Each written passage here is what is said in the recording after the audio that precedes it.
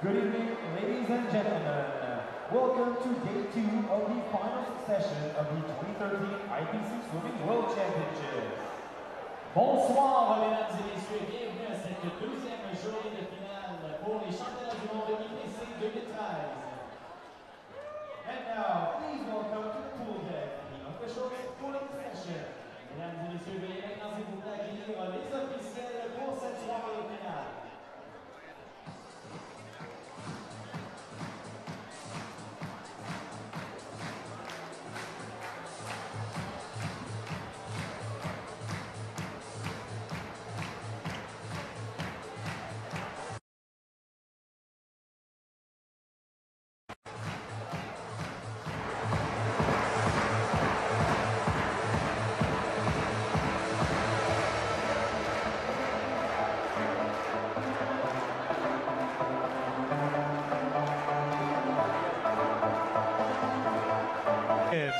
Couloir numéro 6 représentant la Russie, Alexei Lezekin. In lane number 7, representing Lithuania, Kęstutis Skukas. Couloir numéro 7 représentant la Lituanie, Kęstutis Skukas. In lane number 8, representing Portugal, Nelson Lopez. Et dans le corridor numéro 8 représentant le Portugal, Nelson Lopez. Ladies and gentlemen, here are your finalists for the men's 50-meter backstroke S4 category.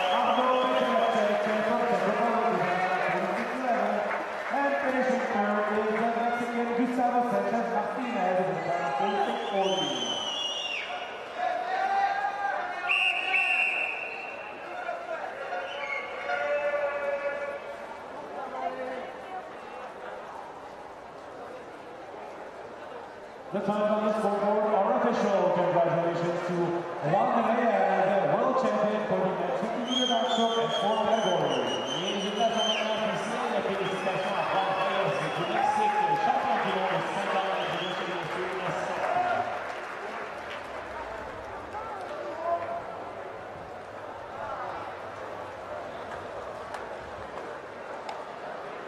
Ladies and gentlemen, please welcome to the pool deck the competitors for the finals of event number 26, the women's 50-meter backstroke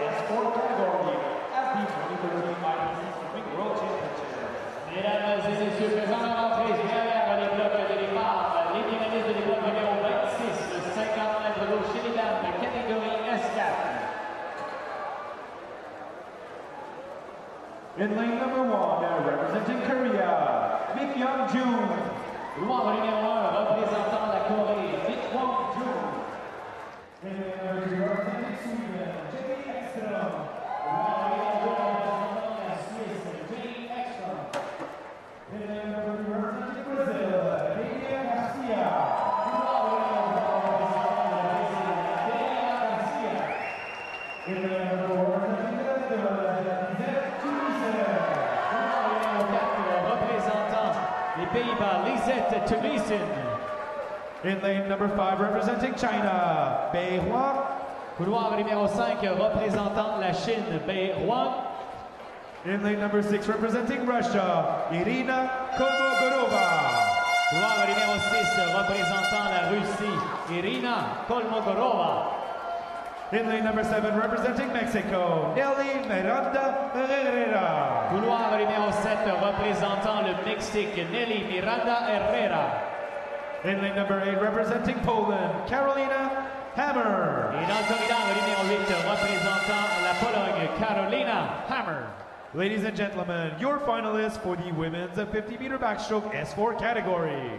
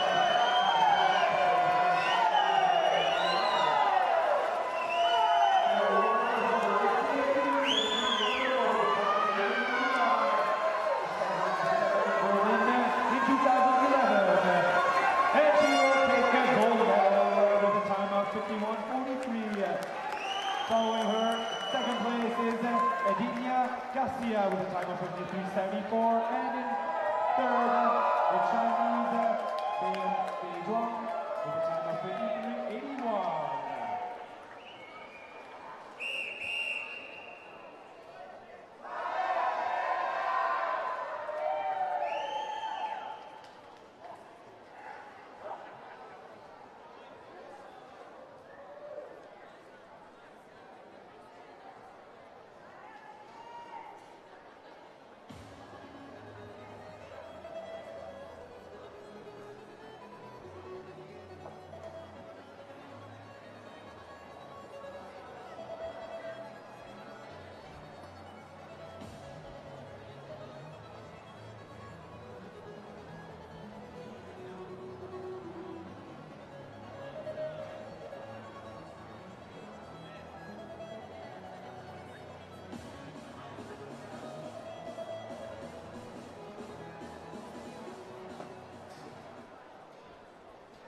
The times on the scoreboard are official. Congratulations to Lisette Tunisian, world champion for the women's 50-meter backstroke S4. Also special mention to Bei Zhuang from China, setting a new Asian record of 53.81.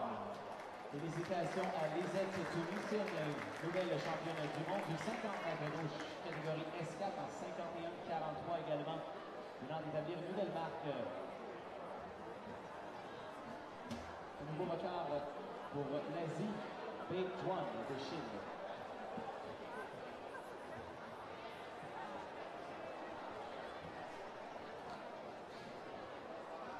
Ladies and gentlemen, please welcome to the pool deck the competitors for the finals of event number 27, the men's 50-meter freestyle S9 category at the 2013 IPC Swimming World Championship. Mesdames et messieurs, faisant leur entrée sur le bord de la piscine, les finalistes de l'épreuve numéro 27, le 50 mètres libre chez les messieurs, catégorie S9. In lane number 1, representing Brazil, Ruiter Silva. Dans le corridor numéro 1, représentant le Brésil, Ruiter Silva. In lane number 2, representing Japan, Takuro Yamada. Dans le corridor numéro 2, représentant le Japon, Takuro Yamada. In lane number 3, representing Hungary, Tamás Toth. Couloir numéro 3, représentant la Hongrie, Thomas Toth. In lane number 4, representing Australia, Matthew Cowdrey. Couloir numéro 4, représentant l'Australie, Matthew Cowdrey. In lane number 5, representing Spain, José Antonio Mari Alcaraz. Couloir numéro 5, représentant l'Espagne, José Antonio Mari Alcaraz. In lane number 6, representing Finland, Leo Latinmäki. Couloir numéro 6, représentant la Finlande, Leo Latinmäki. In lane number 7, representing Hungary, Csaba Millinger. Couloir numéro 7, représentant la Hongrie, Csaba Millinger. In lane number 8, representing Portugal, David Grachat. Et dans le corridor numéro 8, représentant le Portugal, David Grachat. Ladies and gentlemen, your finalists for the men's 50-meter freestyle S9 category.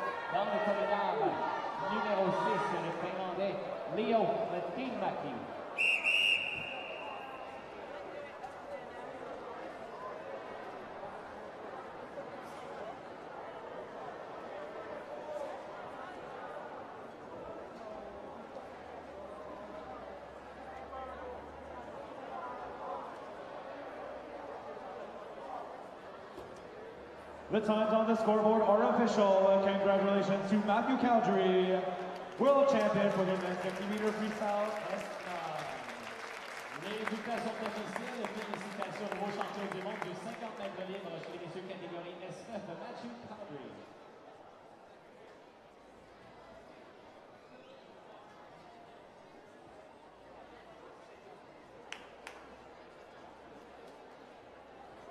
Ladies and gentlemen, please welcome to the pool deck the competitors for the finals of event number 28, the women's 50-meter freestyle S9 category at the 2013 IPC Swimming World Championships. Mesdames et messieurs, faisant leur entrée derrière les blocs de départ, les finalistes de l'épreuve numéro 28, le 50 mètres libre chez les dames, catégorie S9. In lane number 1, representing Brazil, Camille Cruz. Couloir numéro 1, représentant le Brésil, Camille Cruz. In lane number 2, representing Great Britain, Claire Cashmore. Couloir numéro 2, représentant la Grande-Bretagne, Claire Cashmore. In lane number 3, representing Great Britain, Amy Marin. Couloir numéro 3, représentant également la Grande-Bretagne, Amy Marin. In lane number 4, representing Russia, Irina Grazdanova. Couloir numéro 4, représentant la Russie, Irina Grazdanova. In lane number 5, representing Spain, Sarai Gaskin. Couloir numéro 5, représentant l'Espagne, Sarai Gaskin. In lane number 6, representing China, Lin Pin. Couloir numéro 6, représentant la Chine, Lin Pin. In lane number 7, representing Argentina, Daniela Jimenez. Couloir numéro 7, représentant l'Argentine, Daniela Jimenez. In lane number 8, representing Ireland, Ellen Keane. Et dans le corridor numéro 8, représentant l'Irlande, Ellen Keane. Ladies and gentlemen, your finalists for the women's 50-meter freestyle S9 category.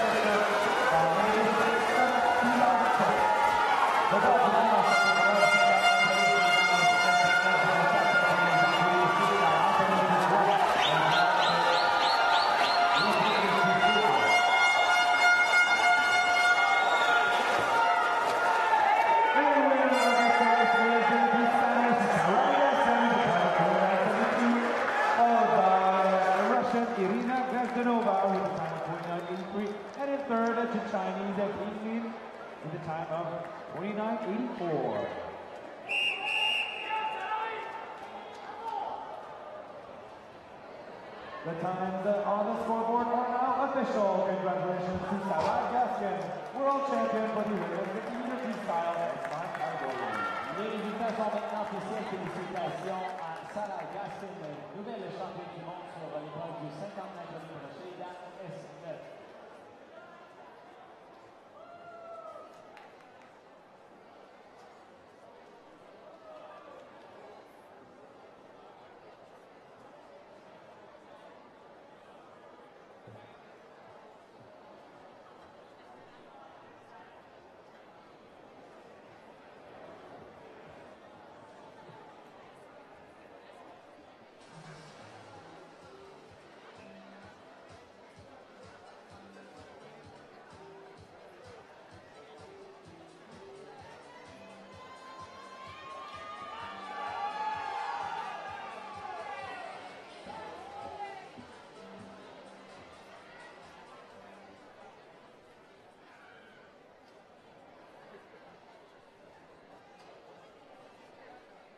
Ladies and gentlemen, please welcome to the pool deck the competitors for the finals of event number 29, the men's 200-meter freestyle S5 category at the 2013 IPC Swimming World Championships. Et faisant leur entrée sur le bord de la piscine, les finalistes de l'épreuve numéro 29, le 200 mètres libre chez les messieurs, catégorie S5.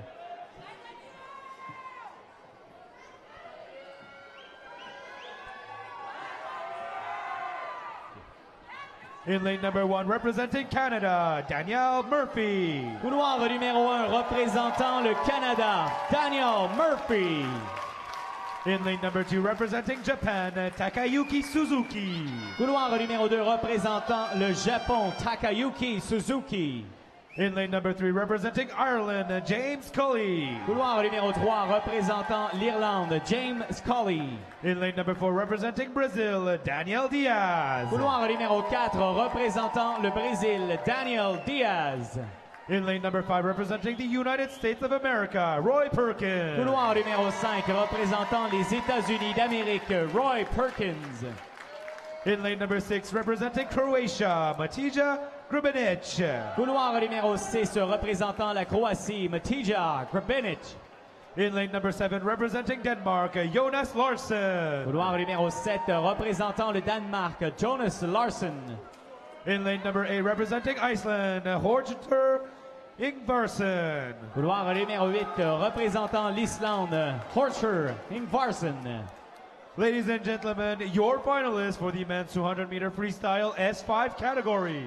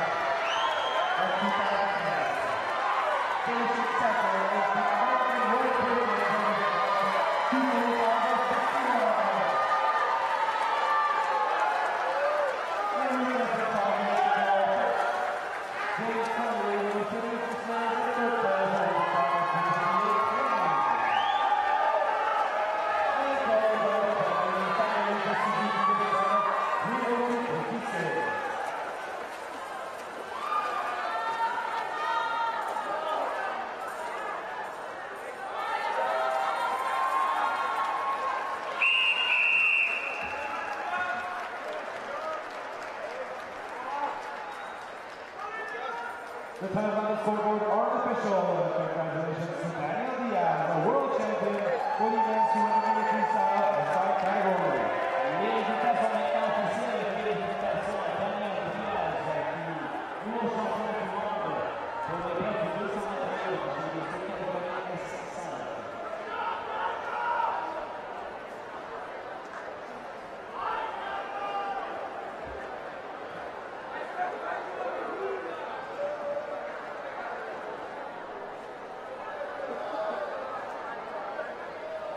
Ladies and gentlemen, please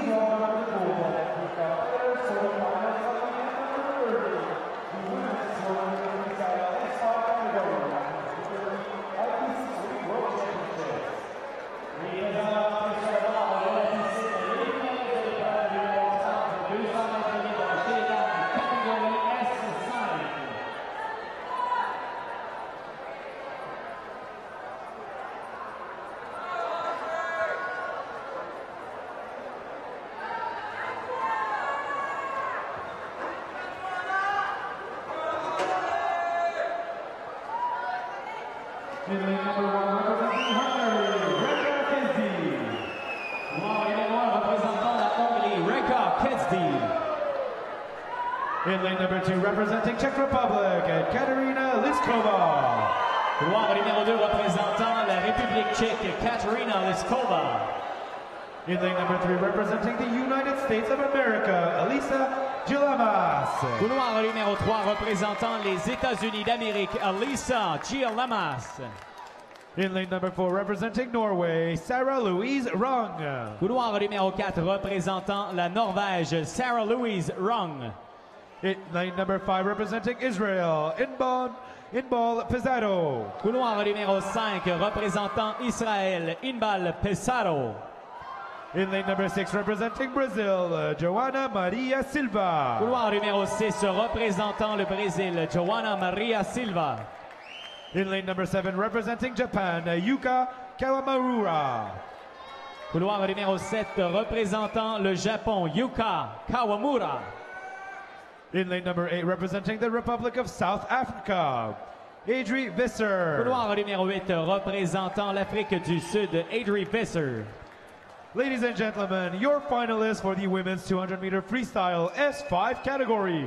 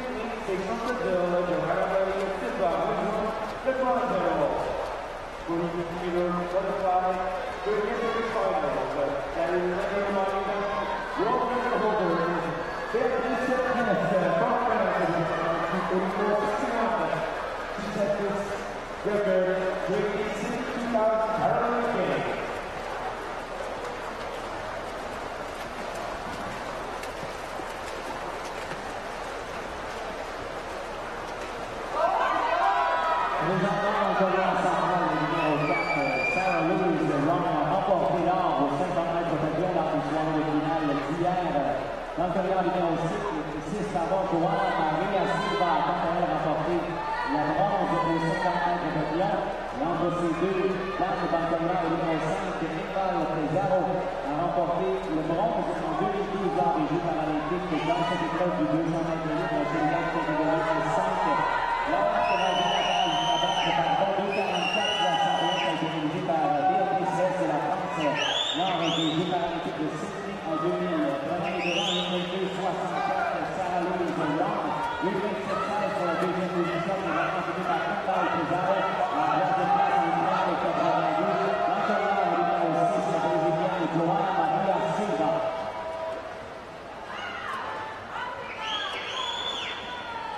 Gold medalist for this event in the 2012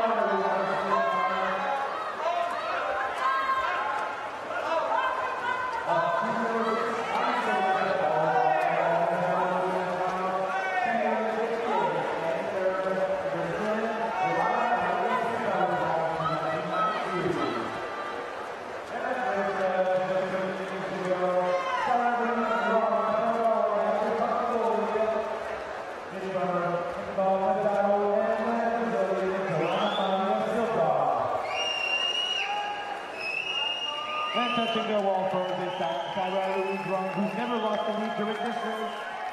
She finishes with a time of 2:50.57, followed by Inbal Kazado from Israel with a time of 2:56.29. And closing into the wall is the Brazilian Joana Maria Silva. She will finish the wall with a time of 3:07.14.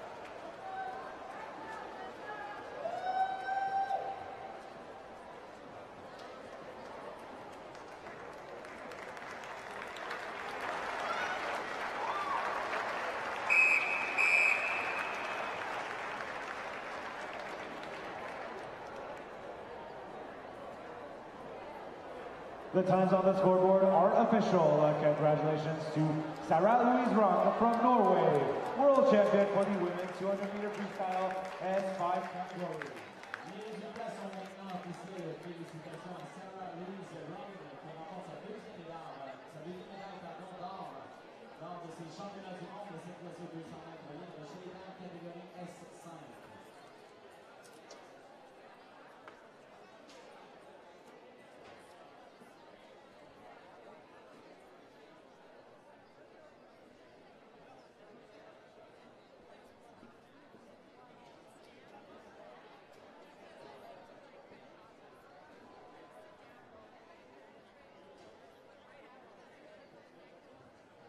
Ladies and gentlemen, please welcome the full ranking competitors for the finals of event number 31, the men's 100-meter breaststroke SB7 category at the 2013 IPC Swimming World Championships.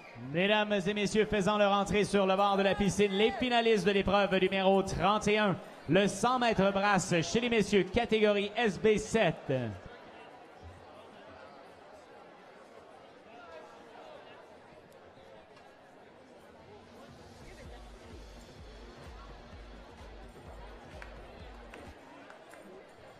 In lane number 1, representing Ukraine, Yaroslav Semenenko. Couloir numéro 1, représentant l'Ukraine, Yaroslav Semenenko. In lane number 2, representing Great Britain, Sasha Kindred. Couloir numéro 2, représentant la Grande-Bretagne, Sasha Kinred. In lane number 3, representing Australia, Matthew Levy. Couloir numéro 3, représentant l'Australie, Matthew Levy. In lane number 4, representing Australia, Blake Cochran. Couloir numéro 4, représentant l'Australie, Blake Cochran. In lane number 5, representing the Netherlands, Simon Bauer. Couloir numéro 5, représentant les Pays-Bas, Simon Bauer.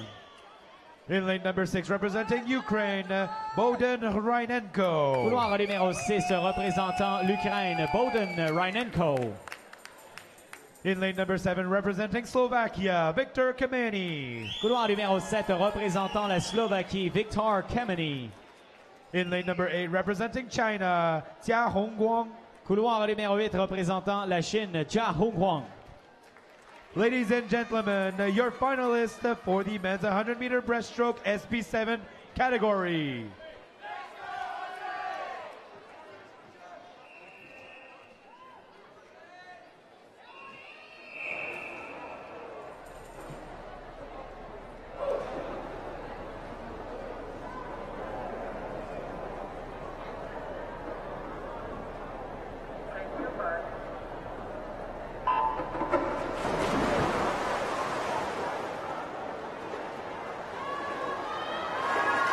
Thank you.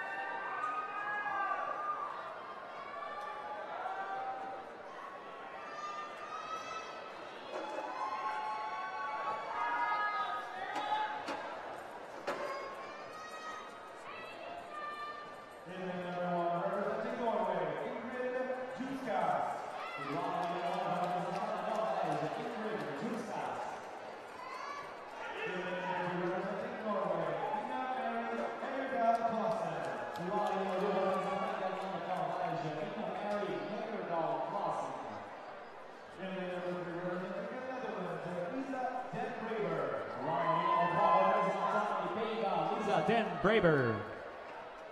In lane number 4, representing Russia, Yuliana Kuznetsova. Couloir numéro 4, représentant la Russie, Uliana Kuznetsova. In lane number 5, representing Ukraine, Oksana Krul. Couloir numéro 5, représentant l'Ukraine, Oksana Krul.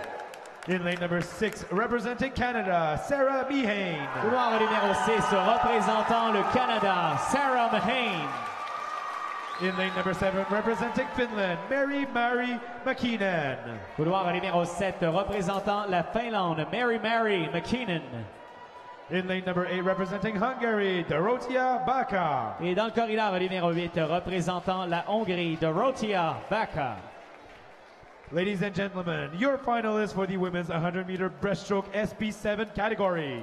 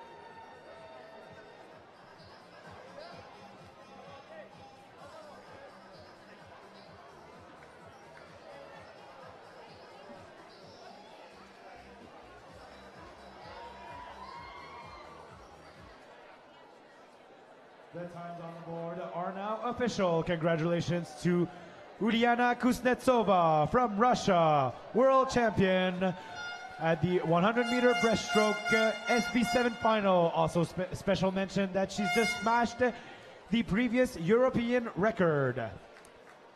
Les résultats sont maintenant officiels. Félicitations à Uliana Kuznetsova, nouvelle championne du monde du 100 mètres brasse chez les dames catégorie SB7.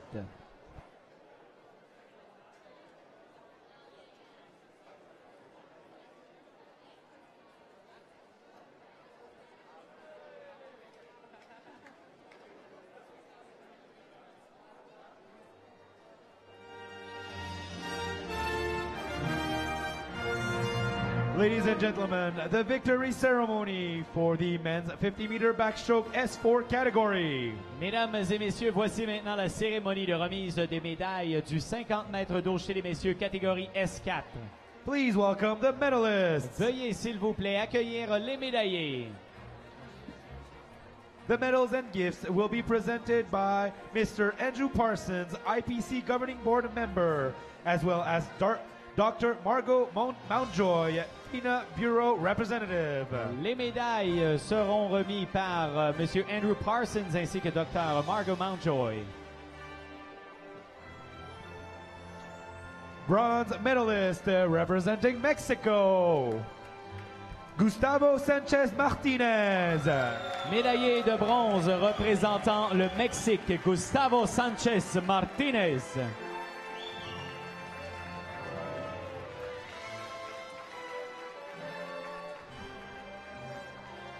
Silver medalist representing Czech Republic, Arnaud Petracek. Médaillé d'argent représentant la République tchèque, Arnaud Petracek.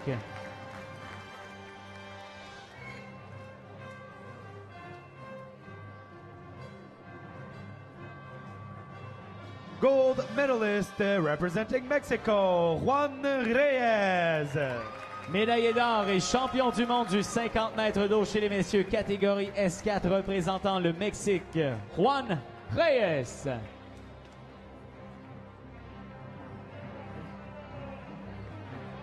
Ladies and gentlemen, please rise if you can for the national anthem of Mexico. Mesdames et messieurs, veuillez vous lever si possible pour l'interprétation de l'hymne national du Mexique.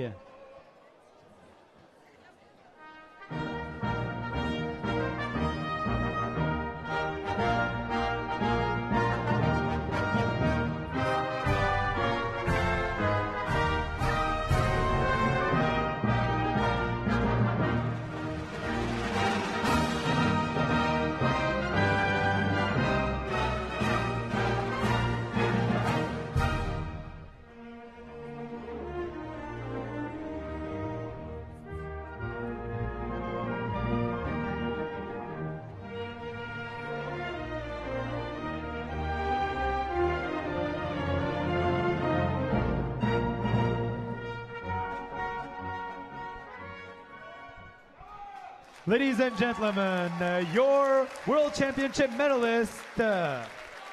Mesdames et messieurs, les médaillés des championnats du monde.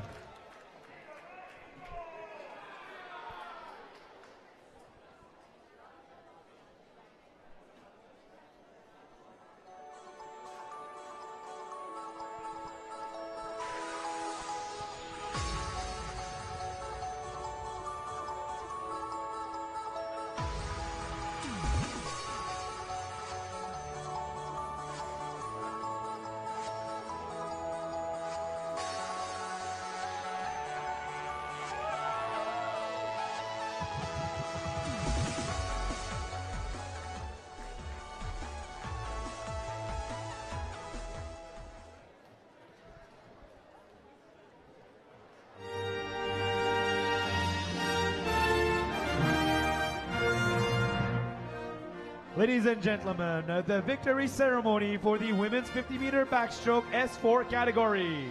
Mesdames et messieurs, voici maintenant la remise des médailles du 50 mètres d'eau chez les dames catégorie S4.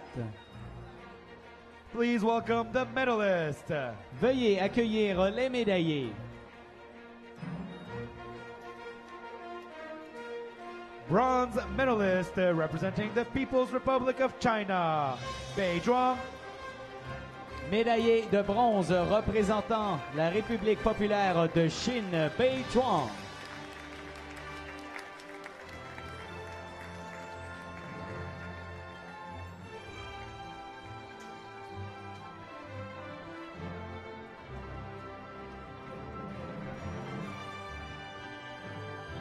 Silver medalist representing Brazil, Edenia Garcia.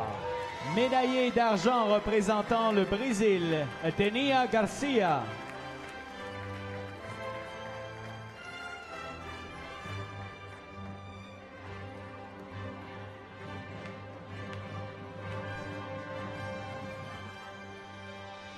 Gold medalist representing the Netherlands and world champion Lisette Tunissen. Médaillée d'or et championne du monde du 50 mètres d'eau chez les dames catégorie S4 représentant les Pays-Bas, Lisette Tunissen.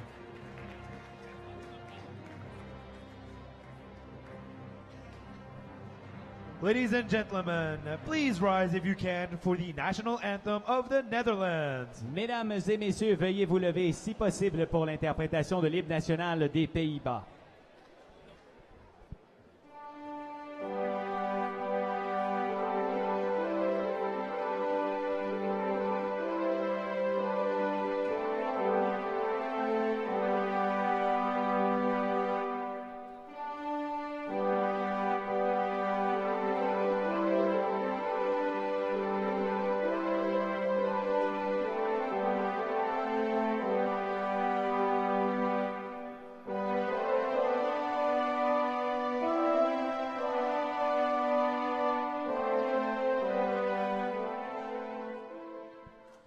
Ladies and gentlemen, your World Championship medalists.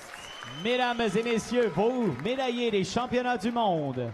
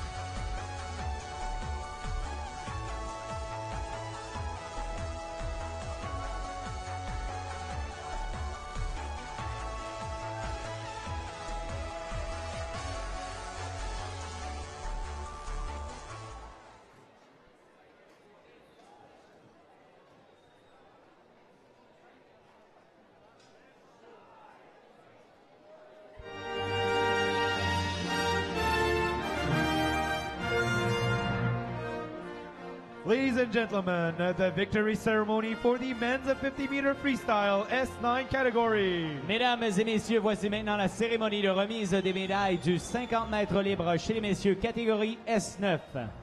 Please welcome the medalists. Veuillez accueillir les médaillés.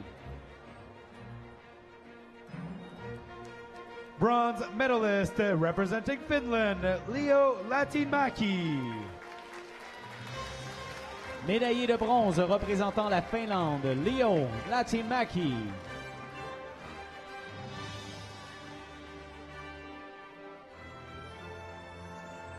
Silver medalist representing Spain, José Antonio Mari Alcaraz.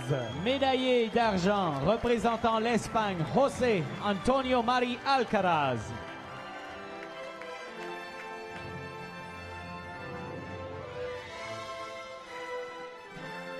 Gold medalist and world champion representing Australia, Matthew Cowdrey. Et médaillé d'or et nouveau champion du monde sur l'épreuve du 50 mètres libre chez les messieurs catégorie S9 représentant l'Australie, Matthew Cowdrey.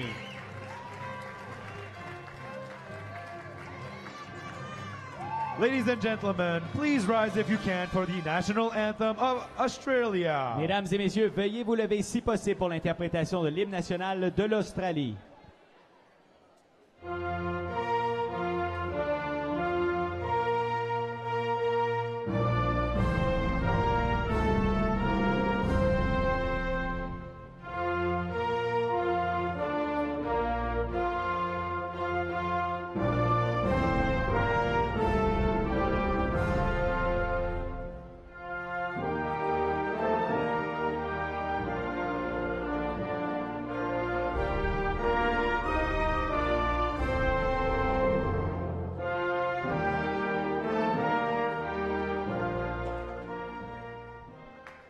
Ladies and gentlemen, your World Championship medalists. Mesdames et messieurs, les médaillés des championnats du monde.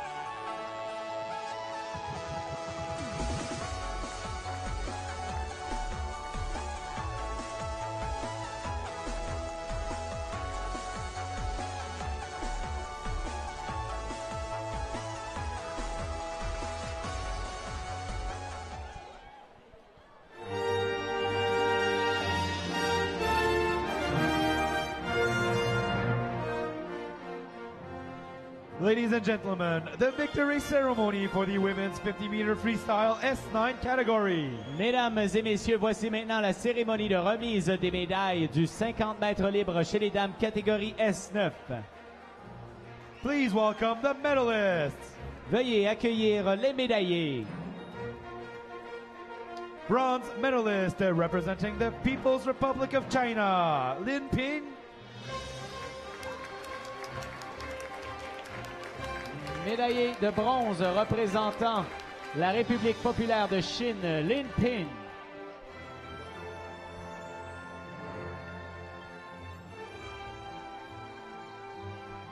Silver medalist representing the Russian Federation, Irina Grazdanova. Médaillé d'argent représentant la Fédération de Russie, Irina Grazdanova.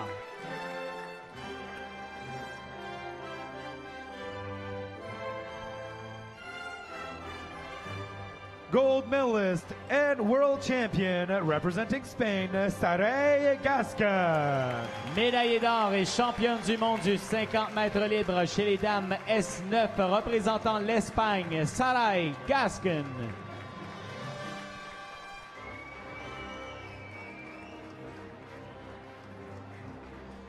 Ladies and gentlemen, please rise if you can for the national anthem of Spain. Mesdames et messieurs, veuillez s'il vous plaît vous lever si possible pour l'interprétation de l'hymne national de l'Espagne.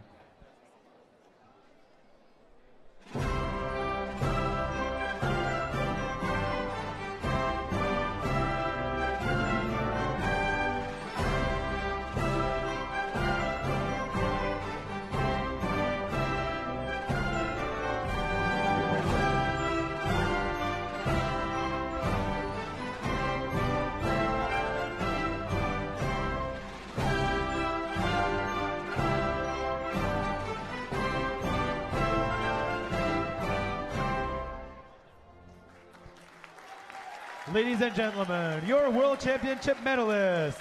Mesdames et messieurs, les médaillés des championnats du monde.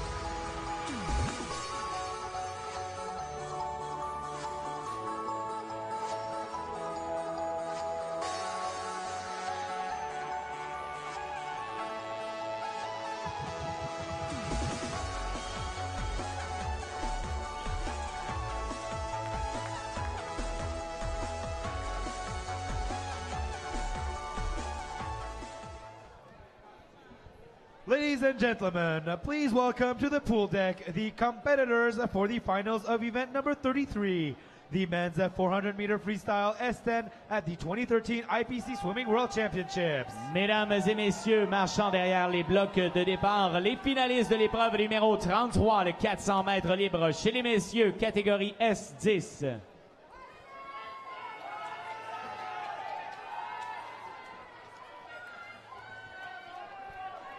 In lane number 1, representing Russia, Dmitry Bartasinsky.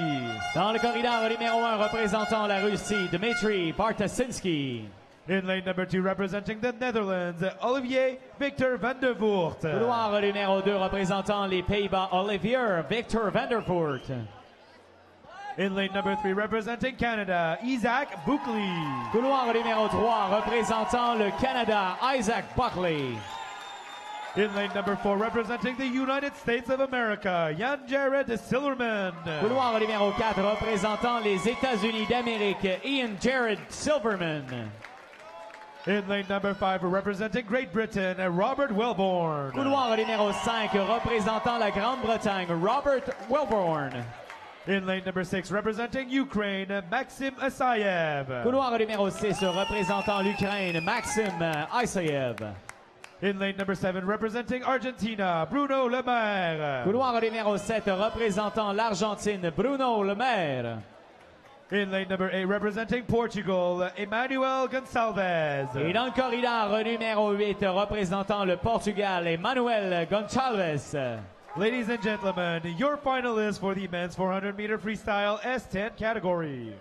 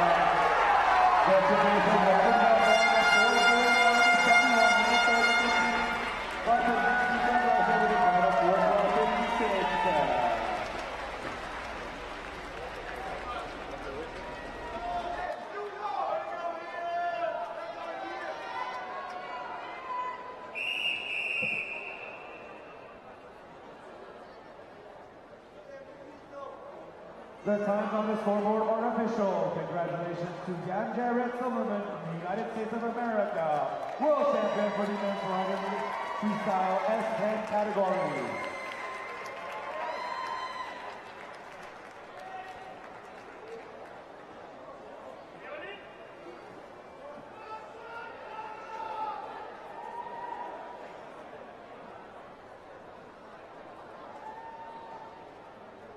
Ladies and gentlemen, please welcome to the pool dancing competitors for the finals of event number 34, the women's 400-meter freestyle S10 category at the 2013 IPC Swimming World Championship. Et mesdames et messieurs, faisant leur entrée sur le bord de la piscine, les finalistes de l'épreuve numéro 34, le 400 mètres libre chez les dames, catégorie S10.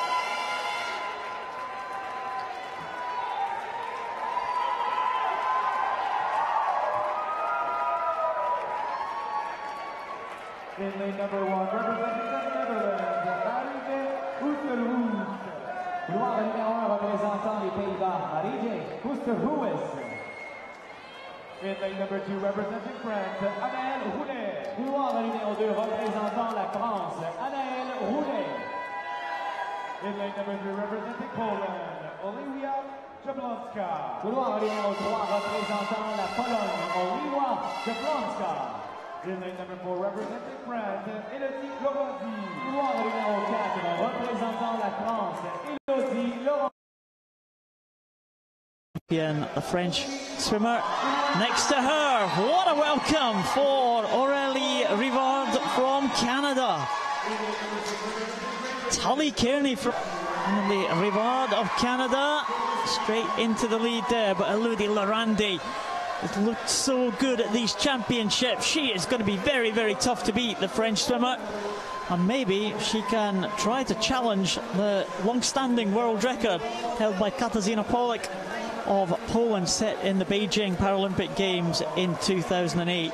Laurenti is first to the 50, just 6 100s ahead of Rivard. Rivard also had a very good swim in the 100 freestyle yesterday. So can she challenge the French champion?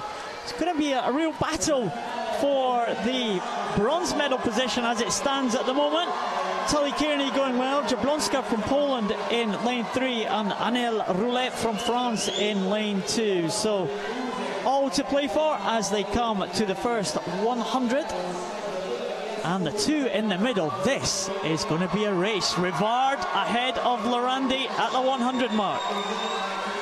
Pap coming through very well down that 50 metres, but nothing separating these two ladies. Rivard, Laurenti, and for me, Rivard does look exceptionally easy and smooth, almost swimming off Laurenti here. She's breathing to her right-hand side, and she's just cruising along there, keeping her eye on her. And I wonder whether she'll be bringing in extra speed and power and strength down the final 100 metres. A third 100 is the most crucial, where the race really becomes a race. And that was a very good turn indeed for Laurenti. Laurenti taking perhaps 3/4 of a metre away from Rivard. That angle probably a little bit deceptive there, because Rivard is not that far behind Laurenti, maybe just about half a body length now as you're coming into the turn. And it is going to be Laurenti going through at 200. Rivard in second position. Really close for the bronze position at the moment. Jablonska just ahead of Tully Kearney and Bianca Pap with exactly the same time in fourth position. Just 9 100s separate Kearney and Bianca Pap. Tully Kearney, Great Britain swimmer, making her international debut here, and she's in the running for a medal at the World Championships.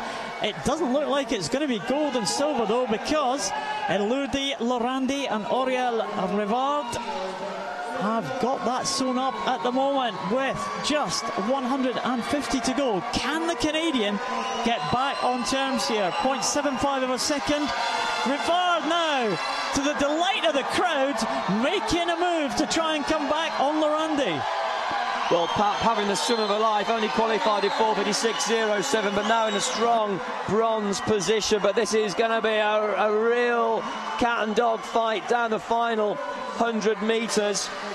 Elodie Lorandi is winning over Aurélie Rivard. Rivard really dug in. That was good to see down that 50. I wondered whether she was going to fall back, but actually she closed, and she's now on the hips of Lorandi. Elodie Lorandi of France in the lead. Rivard in second, Pap still in third. Can she hold on for a medal? But Rivard slipping back again to the ankles of Lorandi.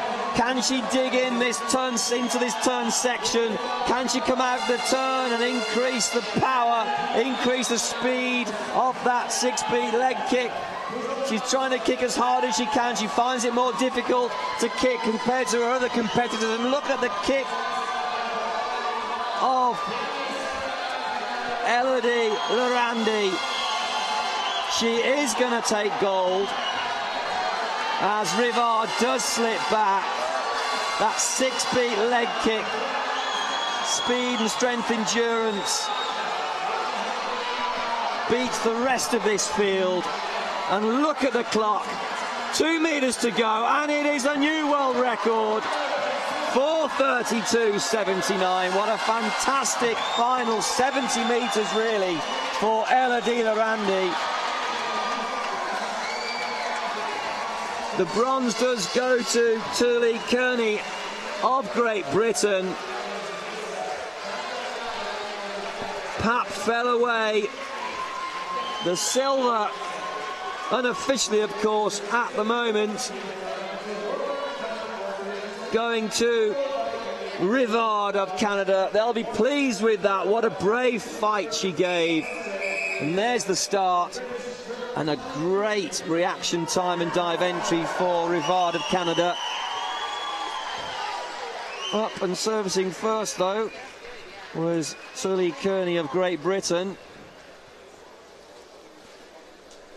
Well, we thought the early stages of the race. We thought that the world record might well be on there. These two fighting it out, Lorandi and Rivard, all through the race there. And Rivard trying to come back with the 300 at the 300 mark, but Lorandi just had too much and kicked away from the Canadian in the last 100 of that race. And what a great battle for third position, won by young Tully Kearney from Bianca Pap and Olivia Jablonska. Not much between these three swimmers for the bronze, but no doubt about the winner. Elodie Lorandi takes the title from France, takes the world record with it. That world record stood since 2008.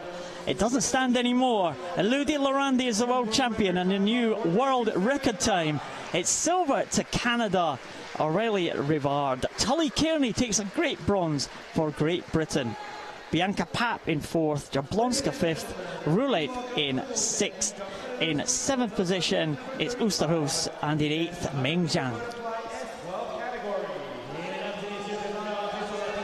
So the next final this evening, the men's 100 metres Butterfly S12. The start list up there as the competitors take to their blocks.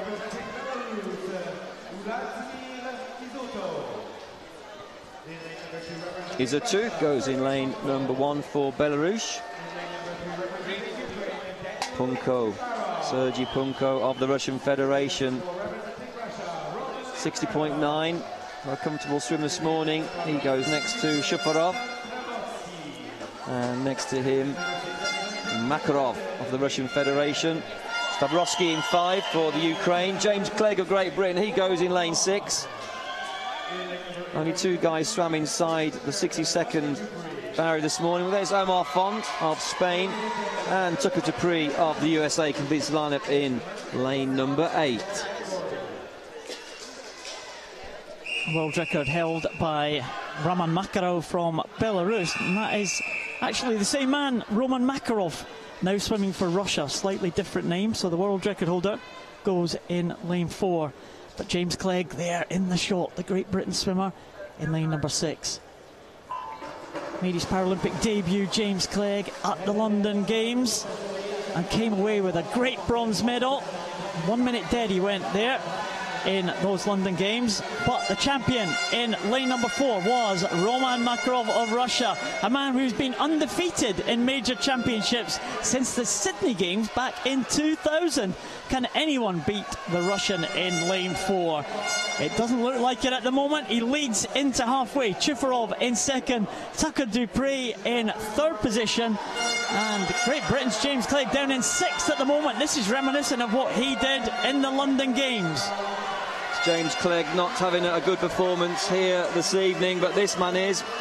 In lane number 4, Roman Makarov of the Russian Federation. He posted a blistering 58.83 in the morning heats. The world record is his. Let's not forget that, 56.90.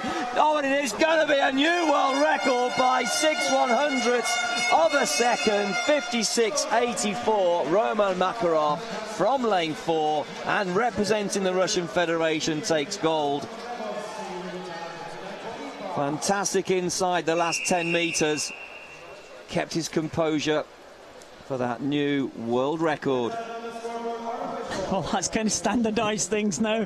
He's now called Roman Makarov because he swims for Russia, so he'll have that world record in his new name now, so there'll be no confusion for anyone. But a great swim there, 56.84. Wow, it looked absolutely fantastic from the Russian. It makes you wonder if he'd have equalled his own world record, would he have had 2 world records for the same event? Ah, well, it does beg the question. Done, yeah, 2 different people. That's always been confusing, actually, when they moved to Russia, changed his name, and no one thinks it's the same person. But yeah, I can guarantee it is the same person. I've watched him swim for many years. He's undefeated in major championships since Sydney, and he's only still in his 20s, so he could go on for a little bit of while yet. Roman Makarov takes the title, takes the world record, 56.84. Danilo Chufarov and Anton Strabowski, silver and bronze to Ukraine. The 4th position, Punko. 5th was Omar Font, 6th James Clegg, 7th Dupre, and 8th Izatov. Move on to the women's 100 Butterfly S12. Swimmers behind the blocks already. Zarnikova from the Czech Republic in 1, Yarina Matlo from Ukraine in 2, Carla Casals in 3 from Spain, Daraya Stukalova from Russia in 4, Hannah Russell in 5 from Great Britain, Naomi Maika Schnitger in 6 from Germany, Maria Delgado Nadal from Spain in 7, and Karina Petrikova from Slovakia goes in lane number 8. Petrikova there adjusting her block, making sure that it's set at a personal level for her. It has 4 settings on the top of these track starting blocks. Make sure they can get away in the best possible way. Lane 4 right there, Stukalova. Well, the best start coming for Hannah Russell. Hannah Russell in lane number 5 of Great Britain posted 1:12.78 this morning to qualify. 2nd fastest, but not in the lead at the moment. It is Stukalova, Darya Stukalova of the Russian Federation. Really rangy diving stroke, and again a bit like the breaststrokers, trying to get back into that long streamlined position, sticking the fingers into the water in line with the shoulders, not pulling out too wide, and paddling and pulling down through the body line, pushing back past the hips. Some great underwater shots there of the dolphin kick. There are 2 kicks to every arm pull, and really well she's racing away. There's some 25 metres to go. There's no catching. Stukalova of the Russian Federation.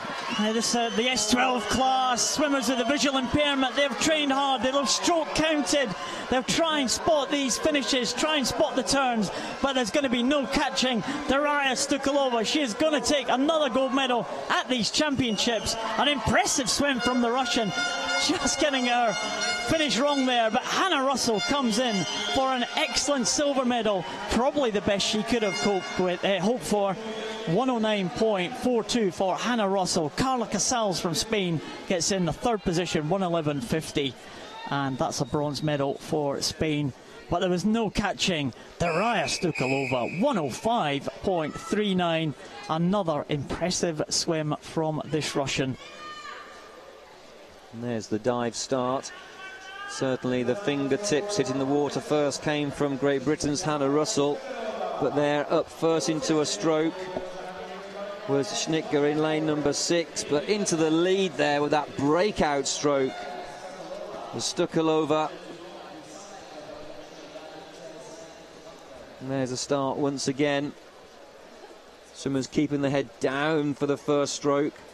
They will have dolphin kicked to some 9 to 12 metres down the pool perhaps.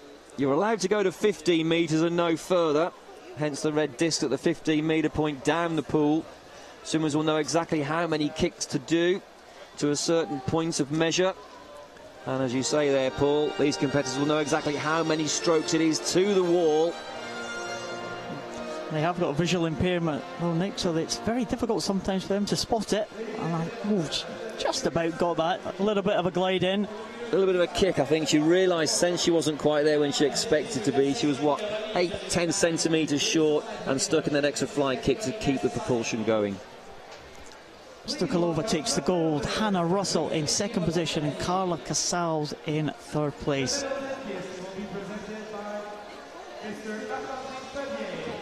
So now moving on to another victory medal ceremony here in Parc Jean Drapeau facility.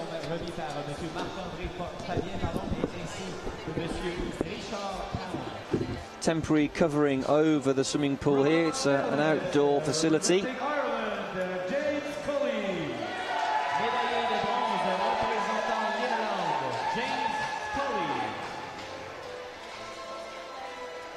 James Scully there for Ireland, taking the bronze medal.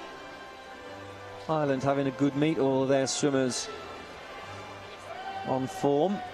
2:58.20 for James Scully and a bronze medal. Roy Perkins there for the USA, 2:45.61. He was a gold medalist last night, and it's silver tonight.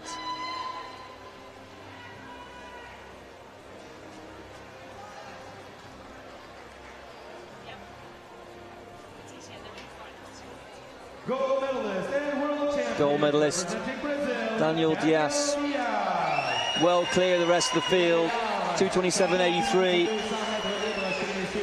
not too far outside of his own world record. Paralympic champion last year and now the world champion here in Montreal. Beaming smile, a happy young man. And now the national anthem of Brazil.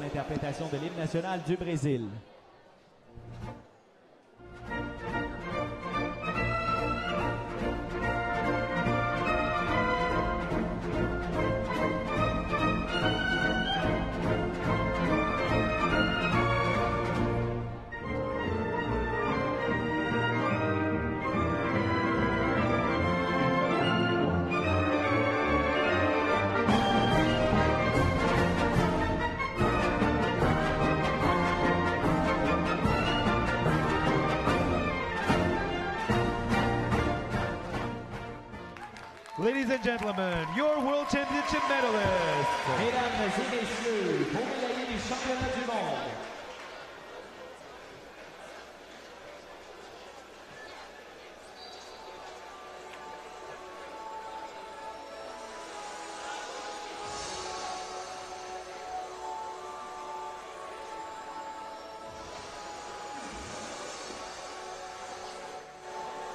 So there's the Brazilian national team next door to Australia now. Hello, Australia. Canada above them.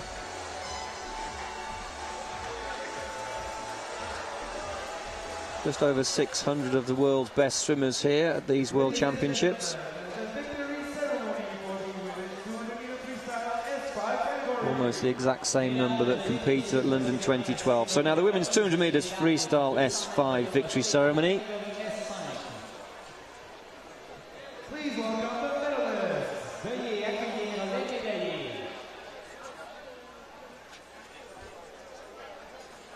Sarah Louise Rung Luna Balpezero and Joanna Silva. Silva, she was very fired up for this final. Very, very focused. Now all smiles and kisses.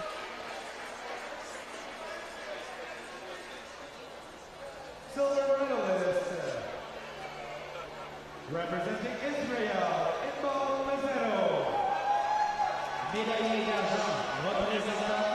Inbal Pesaro, the silver. 2:56.29. She stopped the clock.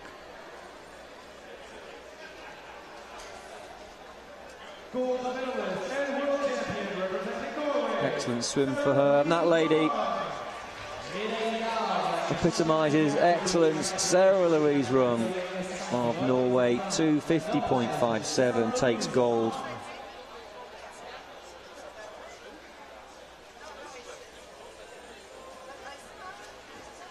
Ladies and gentlemen, please rise if you can for the national anthem of Norway. Mesdames et messieurs, veuillez vous lever si possible pour l'interprétation de l'hymne national de la Norvège.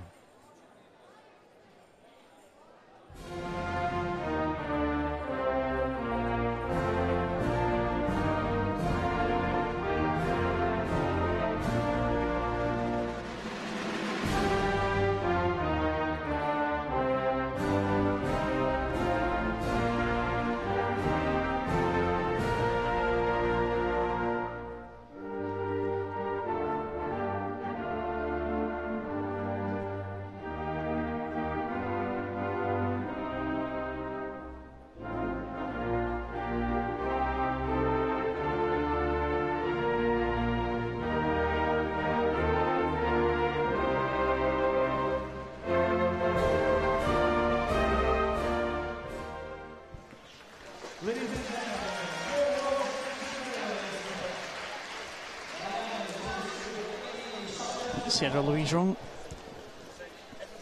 for the second time. Here's the strings of the Norwegian national anthem. Where's the next event? What's the next event?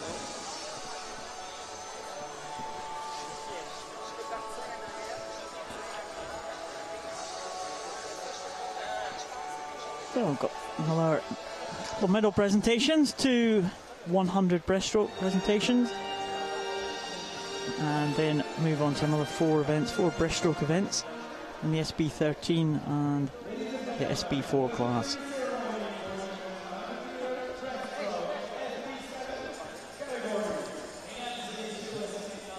And there's the medalists for the men's SB7 100 meters breaststroke. Please welcome the medalist. And there he is, Sasha Kindred. What can you say about this man? His 6th long course world championship. He's been to every IPC World Swimming Championship since 1994, and he's still making the podium. One of Great Britain's all-time great Paralympians. Sasha Kindred, now a father.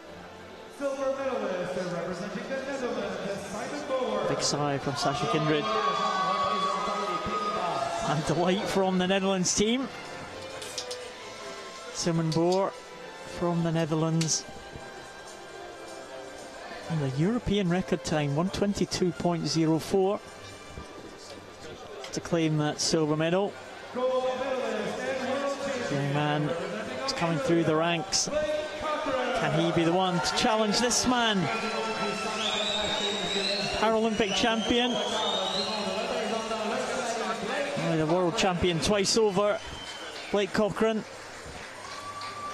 And what an excellent swim that was, 1:17.83. New world record time for Blake Cochran from Australia.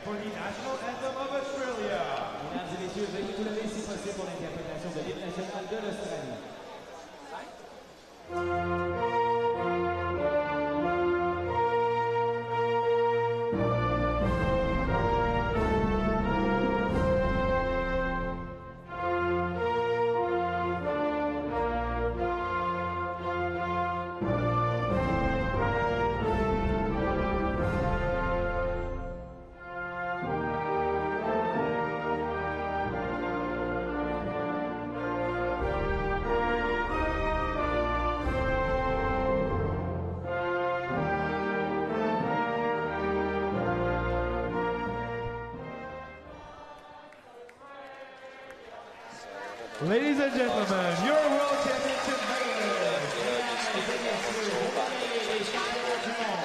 Facebook remarks about the commentating not reaching the Canadian airways. There's Blake Cochran.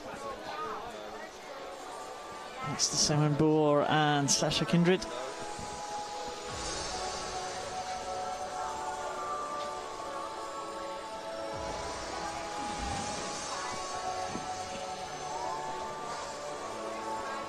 Moving on to the next medal presentation, which is the women's SB7.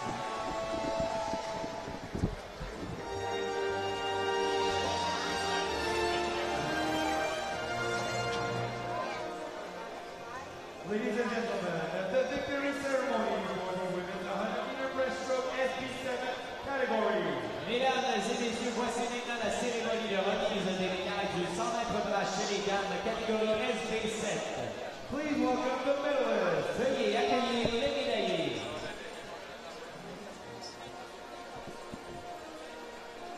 Bronze medalist representing Ukraine. Ukrainian team who were top of the medal table last night. 6 gold medals after day 1 of competition. And they pick up another medal to add to their tally. And that's Oksana Krul taking that bronze medal. And receiving a mascot too. Silver medalist representing the Netherlands, Lisa De Brever finished very, very strongly there. Netherlands swimmers now having a successful afternoon following her teammate Simon Boer, a silver medalist in the SB7 event.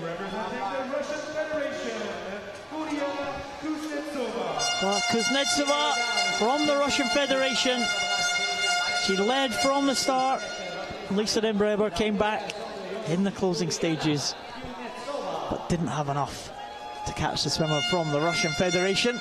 There was only 0.7 of a second in it at the end, but the gold went to Russia, and it was a new European record for Ilanya Kuznetsova. Veuillez vous lever si possible pour l'interprétation de l'hymne national de la Fédération de Russie.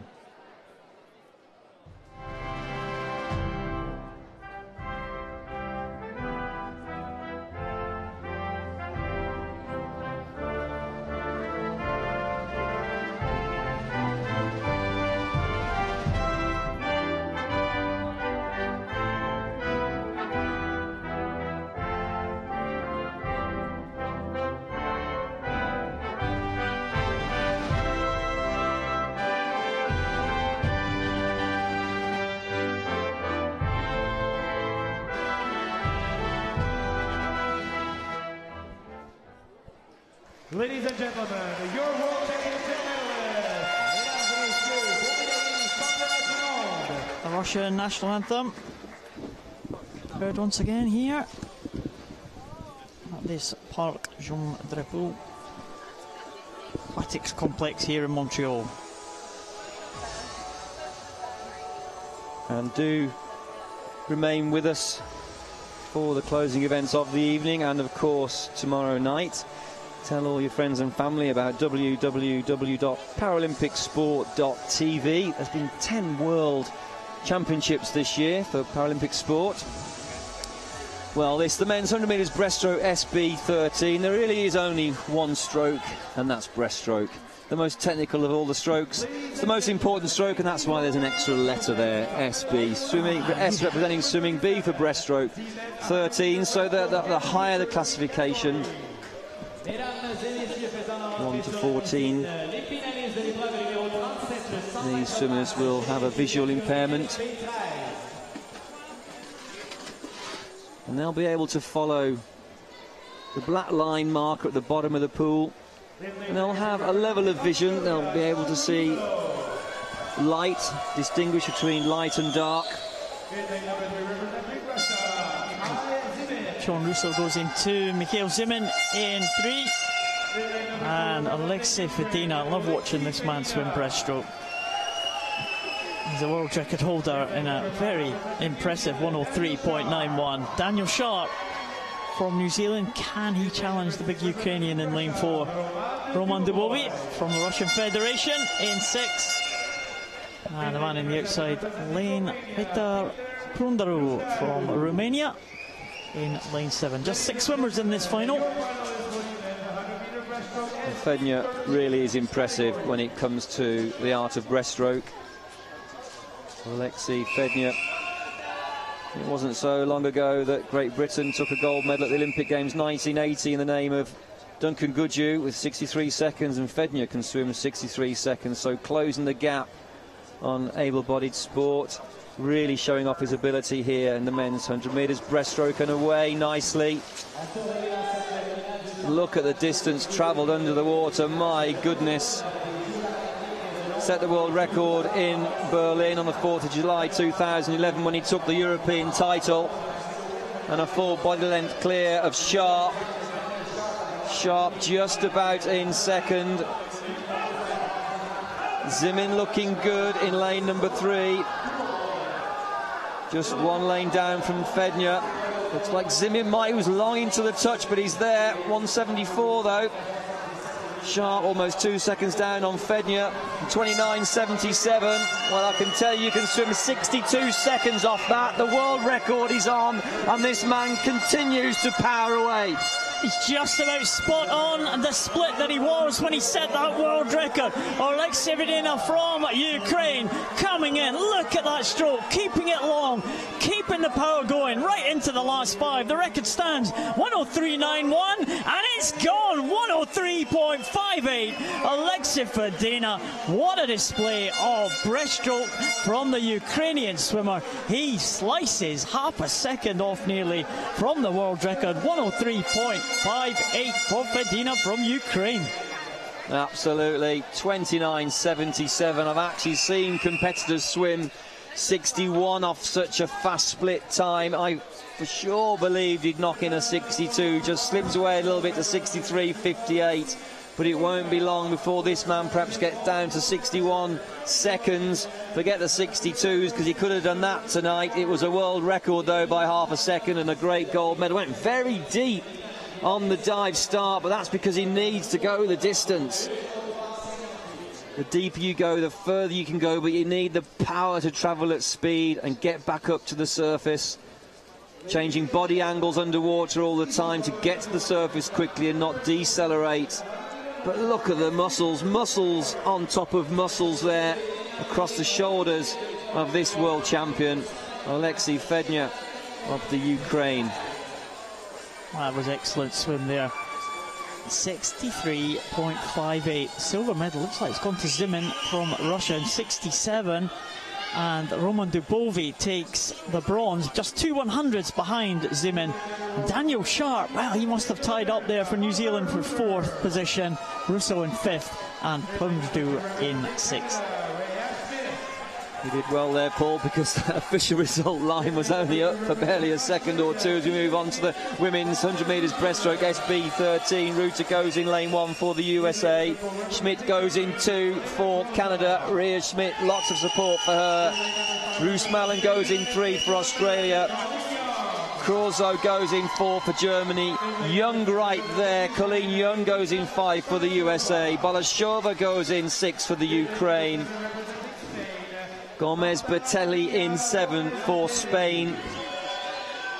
And to complete the lineup in lane number 8, Kayin Curry of the USA. Ladies and gentlemen, your finalists for the women's 100-meter breaststroke SB13 World record set in 2002, 117.12 by the Canadian Kirby Cott.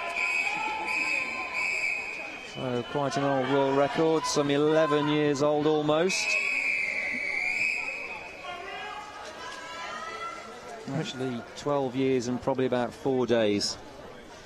Wouldn't be surprised if Kirby's tuning in here. A lot of the Canadian swimmers, the old Canadian swimmers, here to support their teammates here at these championships. Let's see who can grab this breaststroke. Elena Kravtsov, probably the favourite, silver medalist from the London Paralympic Games. Marina Balsheva just missed out on the medals at those games, the swimmer in lane number 6 from the Russian Federation, but it is the German, I think, in lane number 4, Elena Kravtsov. I'm sure Germany haven't picked up a gold medal so far at these championships, but this is looking very good to be the first German medal. Colleen Young in second place for the USA at the turn, and Van Roosmalen, Tegan Van Roosmalen from Australia, medalist yesterday, a bronze medalist yesterday.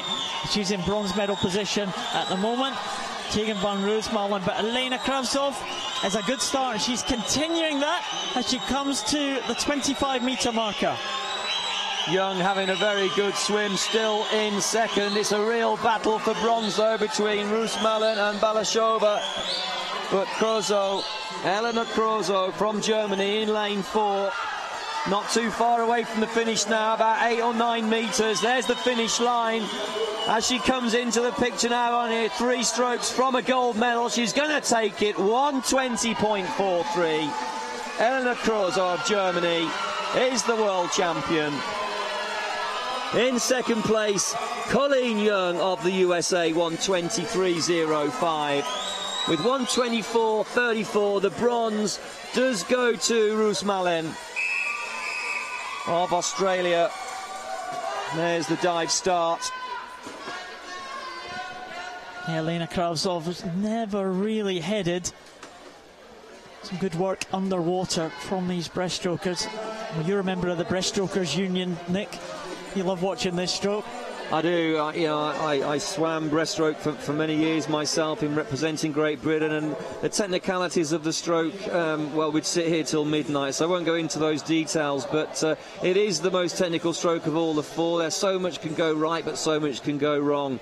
And we can see varying techniques as well. Some swimmers stay low, some stay high, some just swim the stroke more efficiently, but some are more powerful, and there's a real spread of differences across the pool.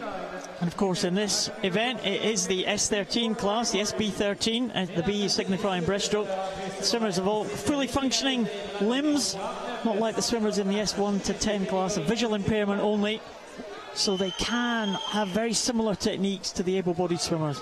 And Krozo there demonstrating, now she's trying to get into a tube, really squeezing those elbows tight to inside the body line, because so much of the stroke is outside the body line. So that's demonstrating how you win gold medals. And there's the official results. Krozo takes gold, Young the silver, Roosmalen the bronze. Move on quickly to the men's 100 breaststroke in the SB4 class. The swimmers already on pool deck. They're really ripping through these races tonight at a great pace. Castagneto from Italy is next to his teammate Efrem Morelli. The 2 Italians in 1 and 2. Ricardo Ten from Spain. One of the guys who's been around for a long period of time. Ricardo Ten in lane 3 for Spain. No swimmer in lane 4, and that's a shock. But we have Moses Fuentes from Colombia in 5. Tapatakis from Greece in 6, Ariel Kwasi from Argentina in 7, and Gideon Nasalovsky from Namibia in lane 8.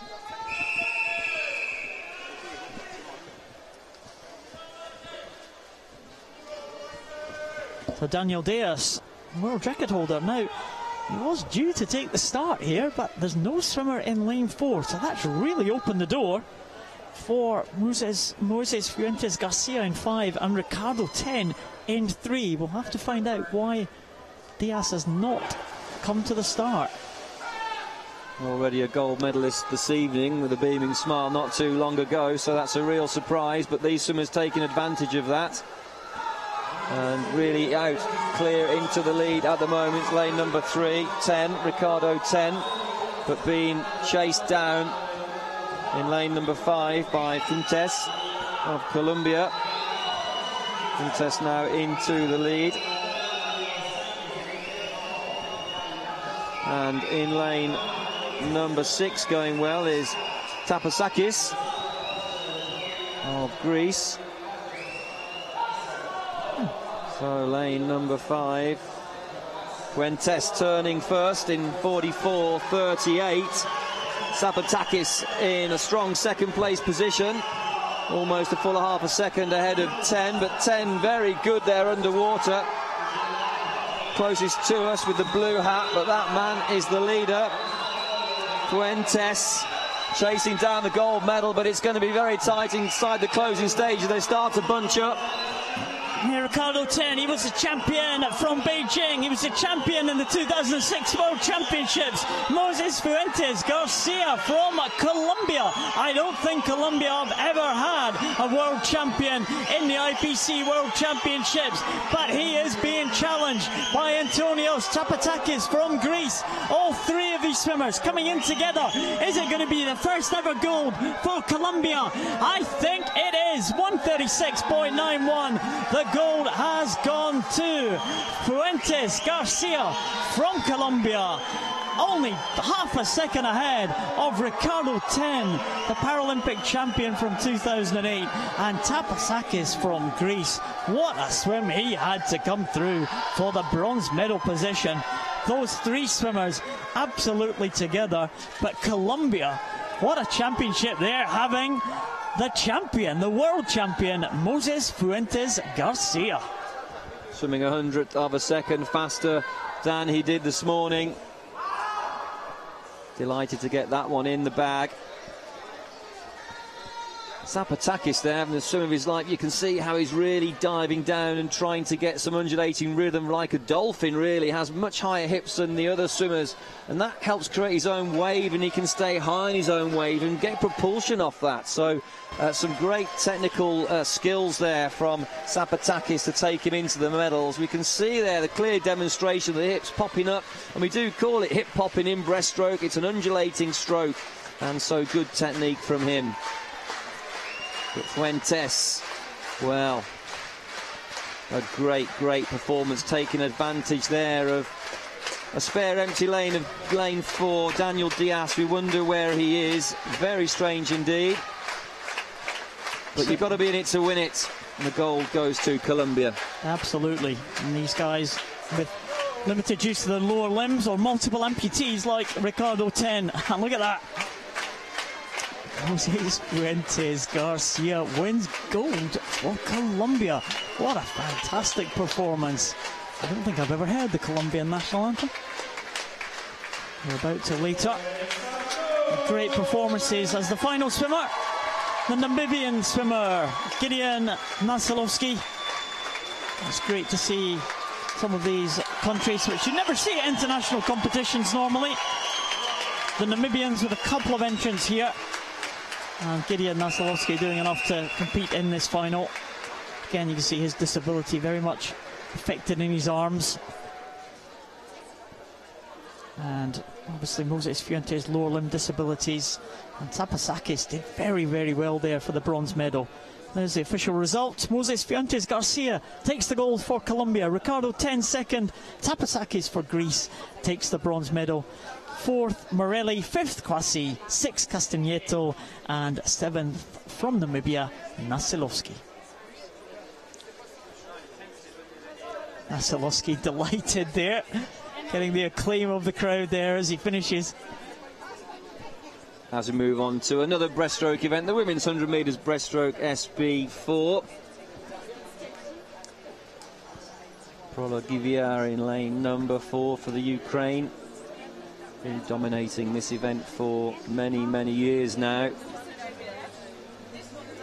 Natalia Prologivia posted a 1:47.46 to qualify. We'll see her in action in a moment, but it'll be a good race between herself and Sarah Louise Urung, who's already been in the waters taking gold this evening.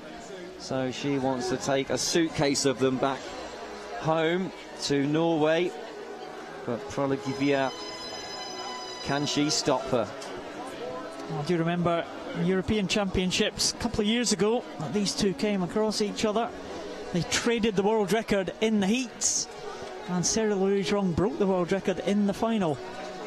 So she was a European champion, but the Paralympic title went to Prologivia, who got her revenge on the Norwegian, and she won that title in London last year. There's the Norwegian fans. No, well, I thought it was. They've got a big New Zealand fan. The Norwegian fans are in front of them. Yes.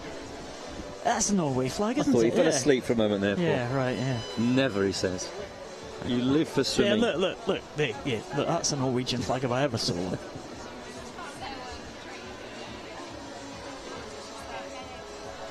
And children here, that's lovely to see, isn't it? Young children here enjoying the sport, excited about the sport. I bet he has a swim tomorrow.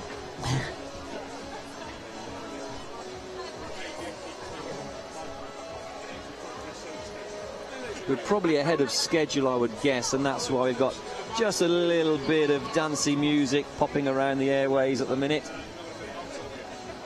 Well, let's have a look. This one is due off at 18:48 local time. So, yeah, 18:49. So we're just about spot on time, as we have been all week, actually, in the last couple of days. We've had 3 sessions already. A heats and final session yesterday and a heat session this morning, and all 3 sessions have been bang on time. So that's good for the organisers.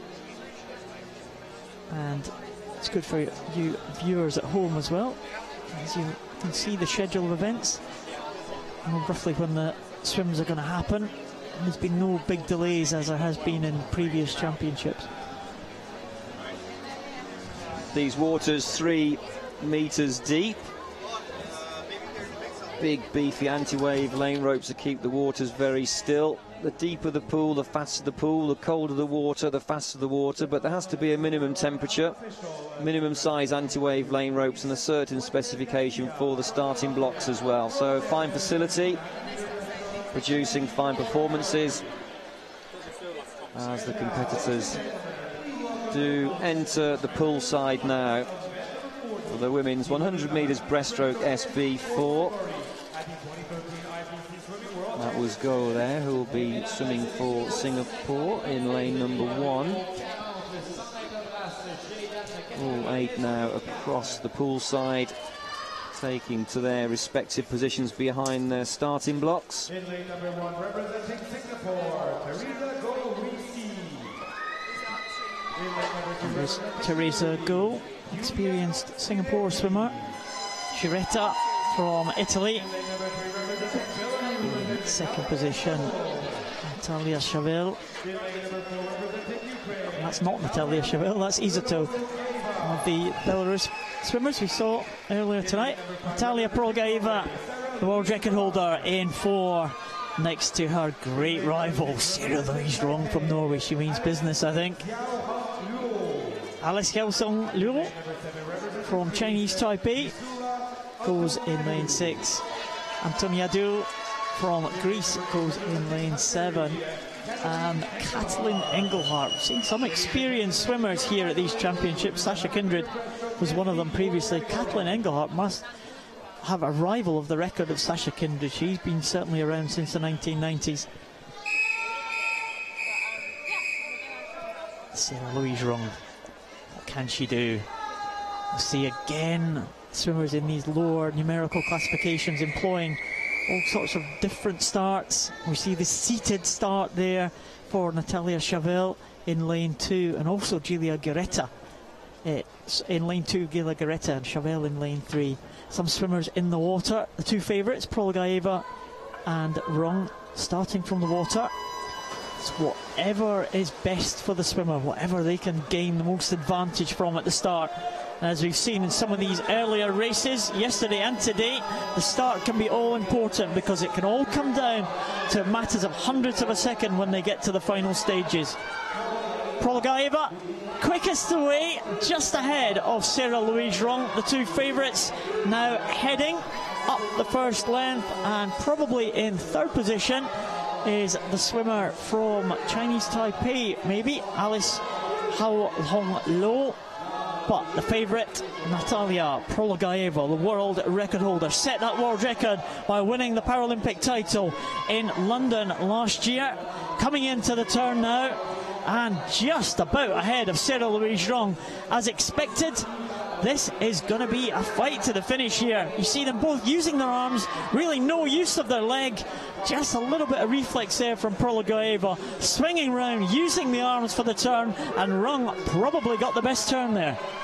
No, absolutely. Prolgaeva was not so good underwater. Sarah Louise Rong took some advantage there. It's important that these swimmers do a powerful sculling action. They're not pulling around in a circle, and they're certainly not taking the hands too far back. They can keep all the power in front of the shoulders, taking them forwards, head down for 2, perhaps 3 strokes there for Prologivia. The lungs are absolutely bursting. I'm not sure whether Prologivia can catch Rung. Rung's so strong, always inside the last 10 metres, but this is some race. There's 5 metres to go now. It's going to be on the final reach and stroke, but it looks like it's going to go to Rung. She spots the finish well. 1:45.86. She takes gold. Prologivia takes the silver. 2 seconds faster than she swam this morning, almost 3. Bronze going to Chevelle of Belarus, 2:00.31. 4th place is in fact Lu, Chinese Taipei.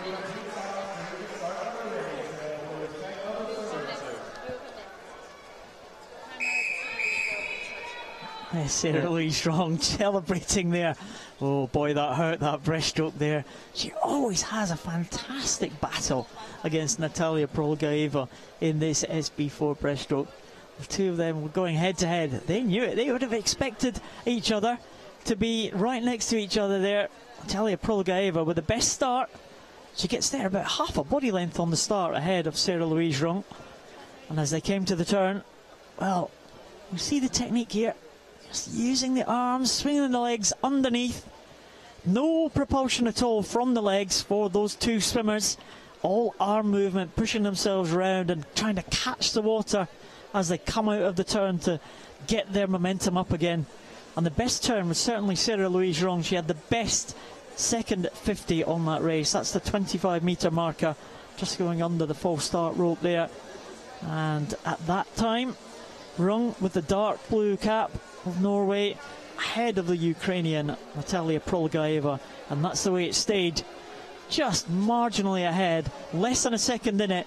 Sarah Louise Rung was strong enough at the finish to finish ahead of Natalia Prologivia of Ukraine. Natalia Chevelle from Belarus clear in 3rd position.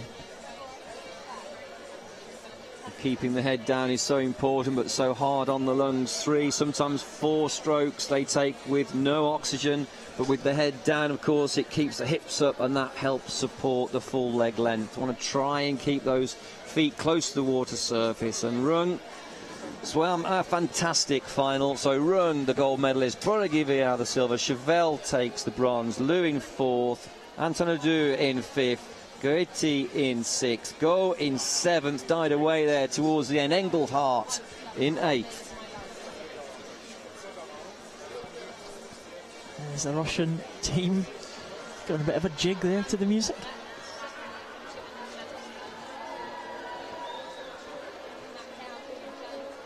Just trying to think, 55 countries I think it is that are taking part in these championships. Russian's doing well. That's the man that had a good swim yesterday, Andrei Gladkov. Pushed Joseph Craig all the way in the S7 400 freestyle. Won't be seeing him today, but he will be in later in the week, no doubt. Start them young here in Montreal. And experience these World Championships. Here's the Aussies. They're loving it.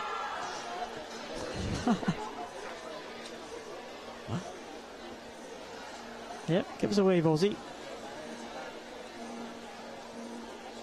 That's definitely Aussies. I believe you.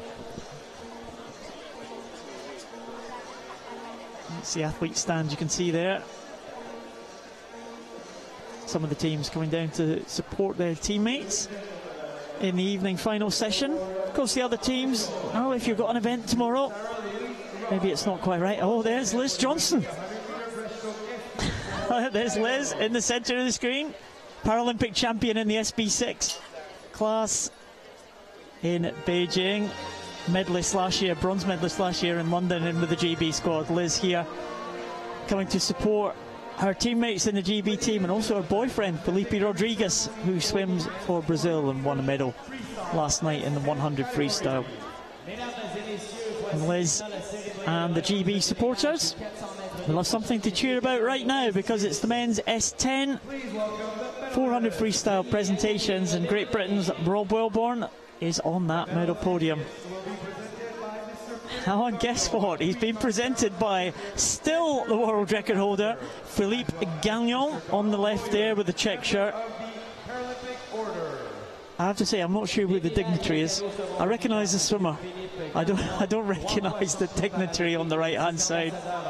Are you sure you've got the order right? That's me. That's the knighthead out of the question then, Nick, isn't it? Bronze medalist representing the Russian Federation, Dmitry. Great swim by this man. He surprised us all from the outside lane. Bartosinsky from Russia, presented by Philippe Gagnon. He's another man, Gagnon. He competed in the Paralympic Games right from the mid-90s. World Championships in '98 was a big breakthrough competition for Philippe Gagnon. Went on to compete in the Sydney Games in 2000. And he really raised the standard of Paralympic swimming. Being presented there, Rob Wellborn, a man who came up just slightly after Philippe Gagnon. 2004 Paralympics was Rob Wellborn's first major competition. And he takes the silver again. He's not quite managed to hit the top spot at the world stage, but this man has. Ian Silverman of the USA, the Paralympic champion from last year, becomes the world champion. And surely the record of Philippe Gagnon is going to go very, very soon. The former world and Paralympic champion talks to the current world and Paralympic champion as he receives his gold medal and his mascot. Ladies and gentlemen, we're now here, the national anthem of the USA. Mesdames et messieurs, veuillez vous lever si possible pour l'interprétation de l'hymne national des États-Unis d'Amérique.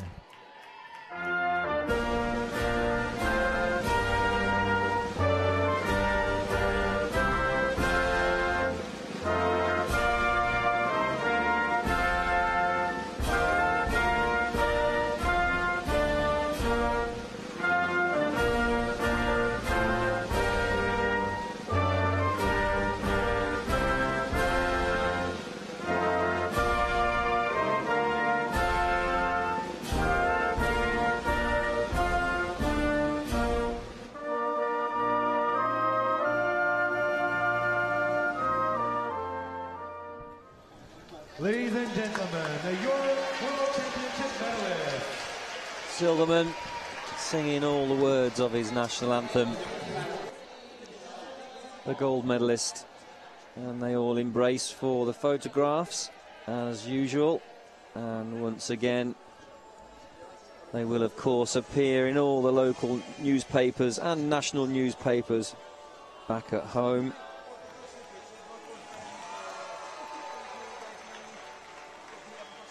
Let's go, Rivard. The Canadians really here, out to support in full. Homemade banners are the best, I must say. Just gives that personal touch, doesn't it? We can all buy a flag, but get your hands dirty, paint it up, show it off. So the women's 400 metres freestyle S10 victory ceremony. Leading the way here in line is the Canadian flag. It wasn't gold, but it leads the way to the pool deck.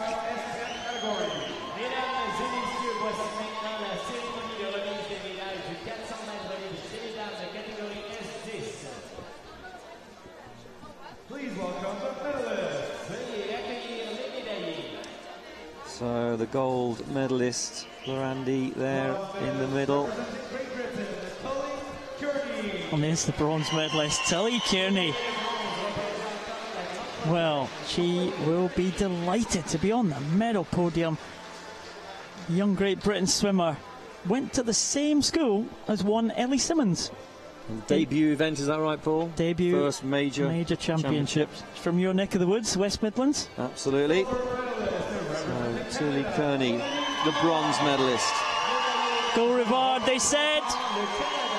And she's gone up to the podium to collect the silver medal. Really, Rivard. Hashtag #1 on the banner. Maybe next time, and there will be a next time. One happy young lady. Absolutely remarkable performance. But there, Elodie Lorandi, 4:32.79 for what was a new world record. She is the world champion.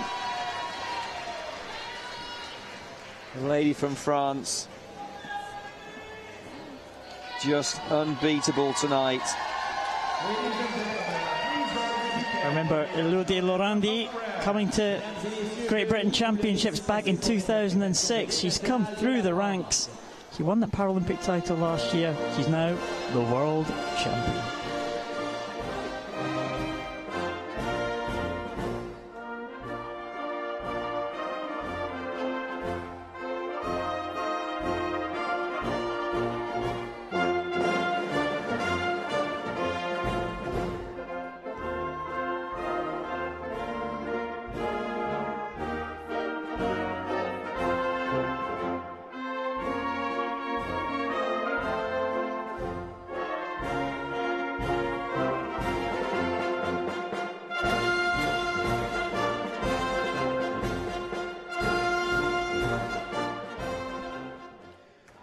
Ladies and gentlemen, your world Well, champion. Moi, when she touched the wall and started pointing at herself, almost stabbing herself with her pointing finger, I am the world champion, she was thinking, and told the world just that. It's me. Moi, home first for gold for France. I suppose if there's one national anthem that the French Canadians don't mind hearing here in Montreal, if it's not going to be O Canada, it's going to be the French national anthem, isn't it? Great support there, and a rousing rendition there by the French team. And Elodie Lorandi, it's a great character. And what about that bronze medal for Tully Kearney, someone that we've seen back at national championships back in the UK. Excellent performance. 3 very happy medalists there in that women's S10 400 freestyle. Ladies and gentlemen, the victory ceremony for the men's 100-meter Butterfly S12 category. So now another medal ceremony. The men's 100 metres Butterfly S12 take to the podium.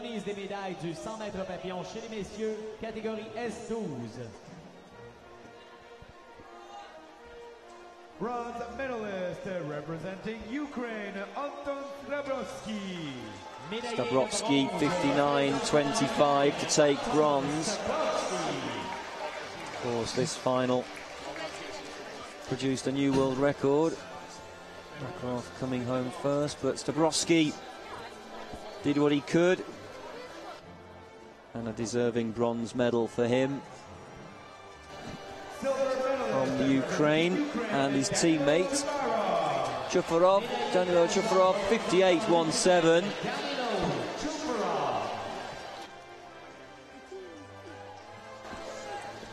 For the silver medal.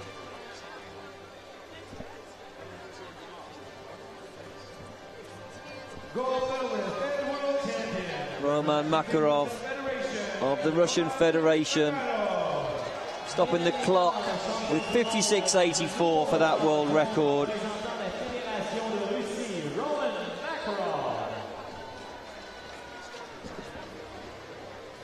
He held it under his former name and his former country, Roman Makarov. He's improved that by 6/100ths of a second. And the record now is under the name of Roman Makarov of the Russian Federation.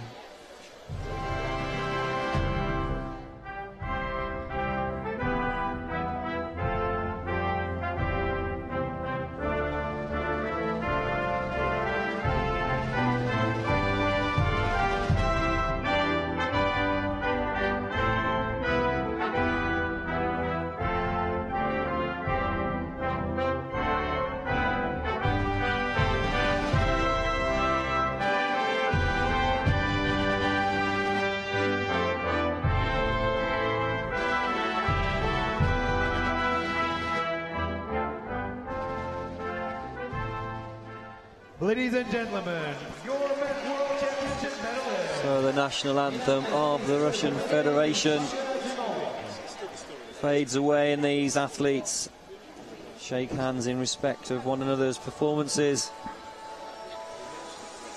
Embrace for the photographs.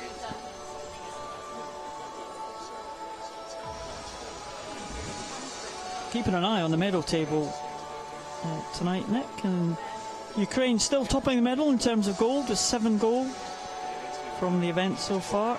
Russian Federation in 2nd position so far. They've had a good night. 5 golds now. They've gone ahead of Great Britain, USA and Australia, all with 4 golds apiece so far. Lots more action to come, lots more opportunities to win medals in many countries tonight. So we have right here the women's 100 metres Butterfly S12 victory ceremony. 3 nations sharing the podium.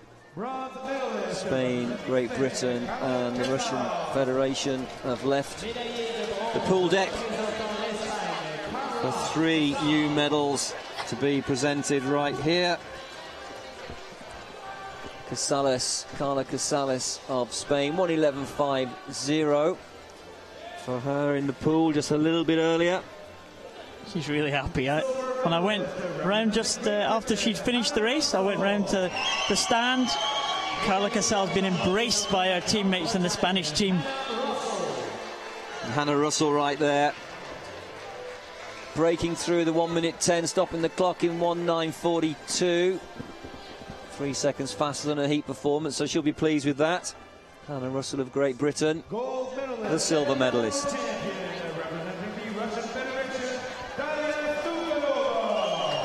Stukalova, 1:05.39 for gold from the Russian Federation.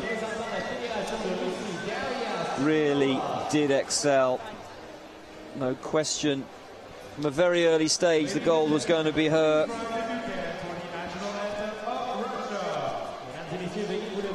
Pour l'interprétation de l'hymne national de la Russie.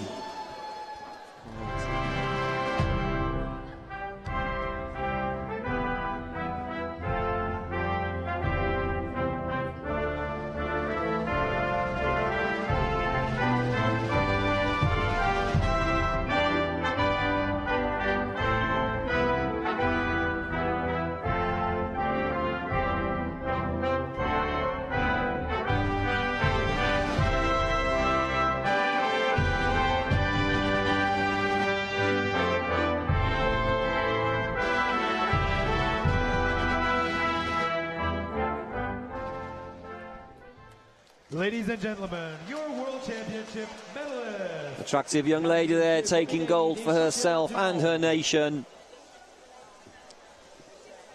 In the women's 100 metres, Butterfly S12, Daya Stukalova, Hannah Russell and Carla Casales.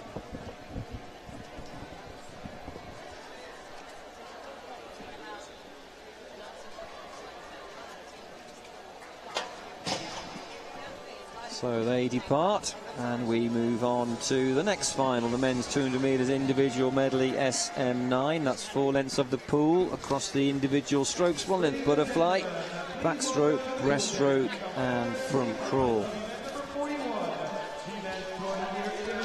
Swimmers making their way out onto pool deck. A lot of familiar names to those of us that have watched Paralympic sport over the years. James Crisp from Great Britain there in front of the shot. Cody Bureau from the USA, another very experienced USA swimmer. This is the S9 class. Number of arm amputees, lower arm amputees. Andre Kalina seems to be the perennial silver medalist in this one.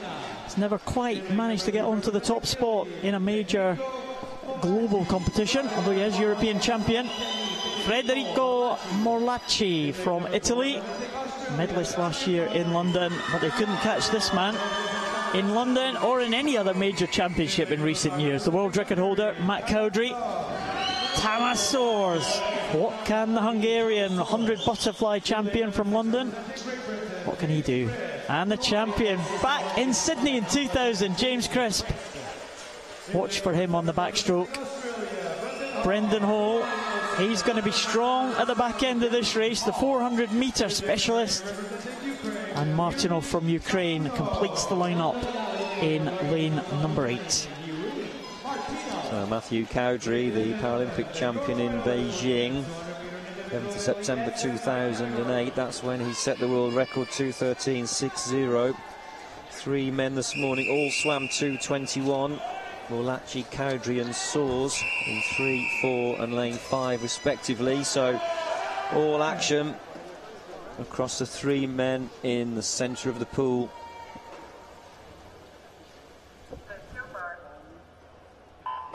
Oh, absolutely blistering start by Matthew Cowdrey. Looking at the scoreboard, 0.65 of a second. It was away off the starting block. In lane number 5, Thomas Soers setting the scene down the first length though. He enjoys the butterfly. And at the top of the picture, Brendan Hall for Australia going very well. Looks like Hall's in third actually. Morlachi good into the final stroke there as we move into the backstroke. Yeah, the 100 butterfly champion Thomas Soers, no surprise that he leads them out. Not really known as a backstroker or a breaststroker, so we're hoping for Great Britain's James Crisp to come back into contention, and he is doing with a white hat there in the centre of the picture there. Morlachi, also a very good breaststroker, the Italian in lane number 3. Just about it is Thomas Soers hanging on to the lead. Although James says, oh well, the scoreboard just switching around there. Morlachi it is, first to the turn, level with James Crisp, 104.16, dead level there. Thomas Soers, 0.1 of a second behind. Cowdrey down in 5th position at halfway, but now coming through. Well, they really are all bunching up now. Kalnia, and he is the breaststroke specialist in lane number 2, really powering through this third 50. It's the most crucial 50, and that's because breaststroke is the slowest of the 4 competitive strokes. So if he can break away, the swimmers will keep coming in on breaststroke, but he's now swimming the fastest stroke. Front crawl, he's away, and he's going for home, and he's a body and a half clear. Matthew Cowdrey, the front crawl specialist, is trying to come back at the breaststroke specialist. Has he done enough down the third 50? We shall see in just a few moments' time. Kalina is tired. Cowdrey is coming through as he always does against the Ukrainian. It is going to be tight. It's going to be very tight, but Cowdrey is going to get there. Cowdrey takes it to 17.31. Kalina put everything into it, 2:17.70, 0.4 of a second in it at the end. Morlachi gets the bronze ahead of Thomas Soers and James Crisp. A blanket finish almost for third position, but Cowdrey retains his title, but only just. I said Andre Kalina was the perennial silver medalist to Cowdrey, but he almost broke the jinx there. The Australian was absolutely nowhere when he moved on to the breaststroke leg. The breaststroke was all important for Cowdrey. It's Kalina's strongest stroke, and Kalina, when he turned there onto the freestyle leg, he was tired, but he almost hung on. Cowdrey showed his strength in the closing stages and just nicked it from the Ukrainian. I love the tactical approach to that race. I did think Kalnia may have done enough to hold off, but it really came down to the last 2 metres, or perhaps less than that.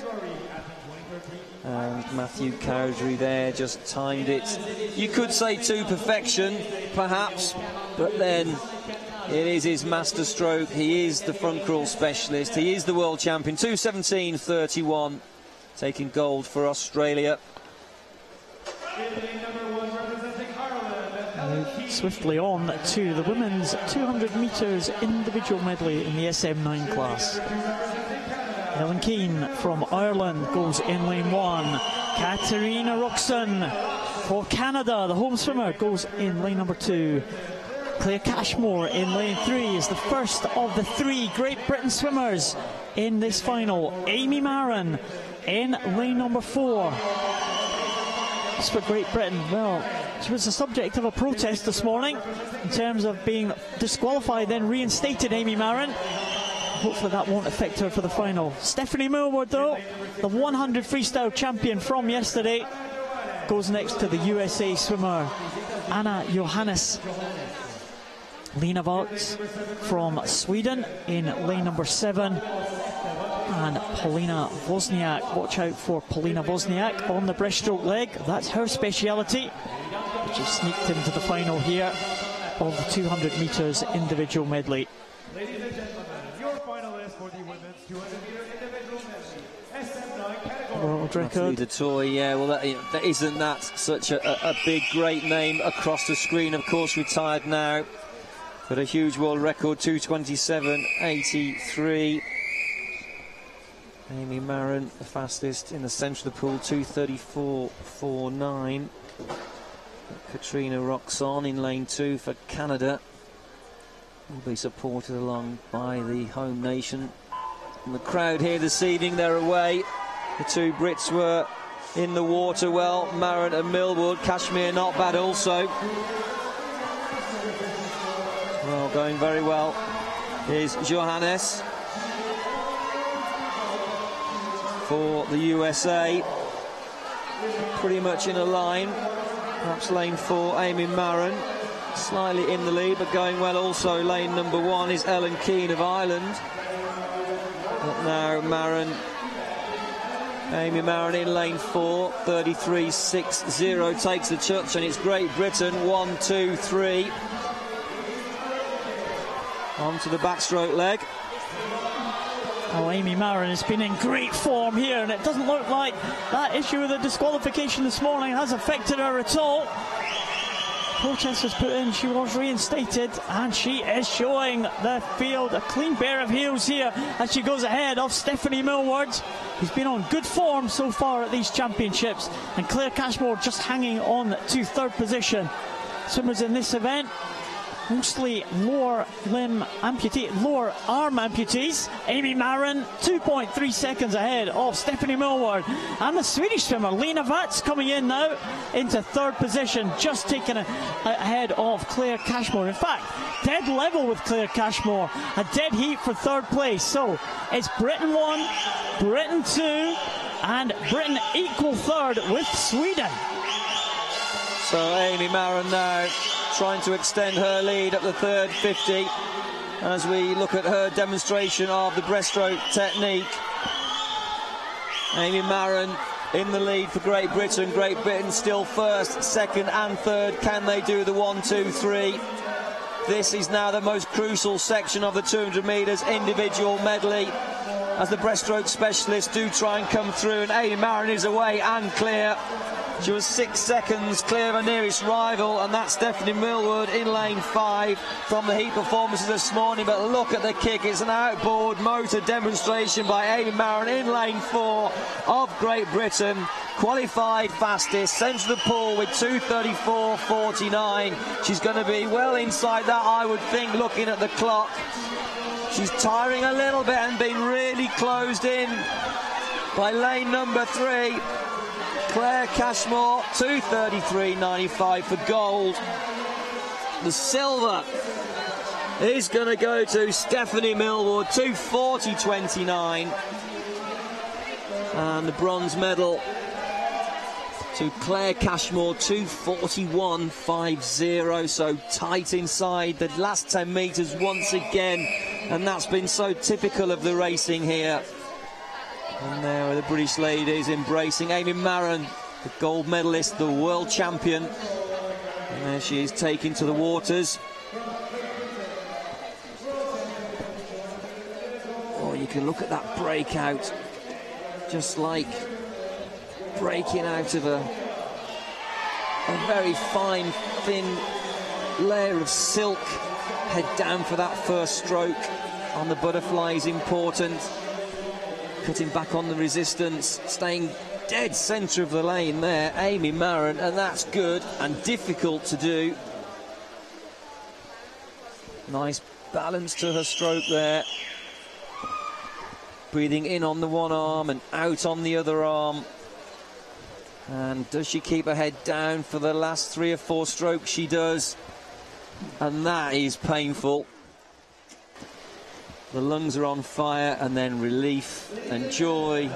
A mixture of emotions, I'm sure, when you become the world champion. Amy Marin, 2:33.95. Millwood takes the silver. Cashman the bronze. Johannes 4th. Roxon 5th. Keane from Ireland in 6th. Watts 7th. As Wozniak in 8th. A great performance there from the 3GB girls.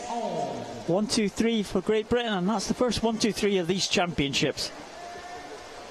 The men's 50 metres freestyle S11. Already behind the blocks. Dimitrios Zalewski.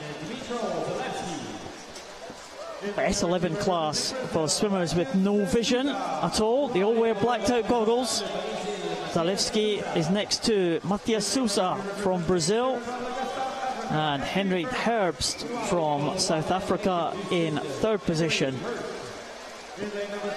Lane 3 even. Alexander Chekarov in lane 4 from the Russian Federation. They're having a good night. And Kaiichi Kimura from Japan goes in lane number 5. Alexander Maschenko, he was a medalist last night, silver medalist. And he goes for Ukraine in lane number 6. Alen Koblica from Slovenia goes in lane number 7, and Theron Drake goes for the USA in lane number 8. I mean, if you can hear the rain, it's just suddenly the heavens have opened here.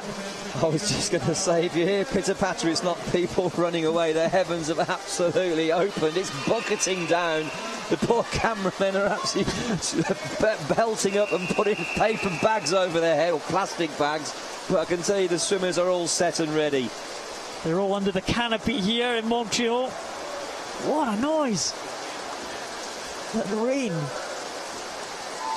And there does need to be quiet for the start. I'm getting dripped on even more. In fact, half drenched. The men are away. The men's 15 metres freestyle. It's an absolute mad dash, a tidal wave of washy, choppy waters. In lane number 4, Chuparov. Herbst is going well. Kimura is going well. Also in lane number 3. Herbst, in fact, in 3, Sousa in 2, Shukarov on the finish, 25-26-82. That looked like a strange electronic timing issue, perhaps. It seemed to flick from 25 to 26-82, but electronic timing is official. Kumura of Japan coming home for gold. You see these swimmers with no vision at all. Very important that they get off the block straight. If you come off just slightly out of kilter there, you can bash against the lane ropes, and you don't want to be doing that. The man in the middle there, Chekhov, well, he was just right over that lane rope there. And at the finish, the tappers, very important job, telling the swimmers when the finish is. Oh, he's over the lane ropes there, lane 4, Chekarov. And he missed the timing pad at the very end there. And, well, I just wonder if that's cost him it, because Kimura came in lane 5, 26.82. I think there's going to be a change to these times, actually, Nick, because Maschenko certainly was not 1:14.67. No. Something went wrong there, I think, with the electronic timing system. We're not quite sure why, but as it stands at the moment, Kumura, the gold, Shukarov, the silver, Herbst, the bronze medalist. But we'll wait for confirmation of this. Of course, the swimmers have to get their blacked out goggles checked, so the result will not be official until those blacked out goggles are checked and agreed by the referees. But I'm really not sure if that result is going to stand as it was. And just to explain, these competitors are in a classification of S11.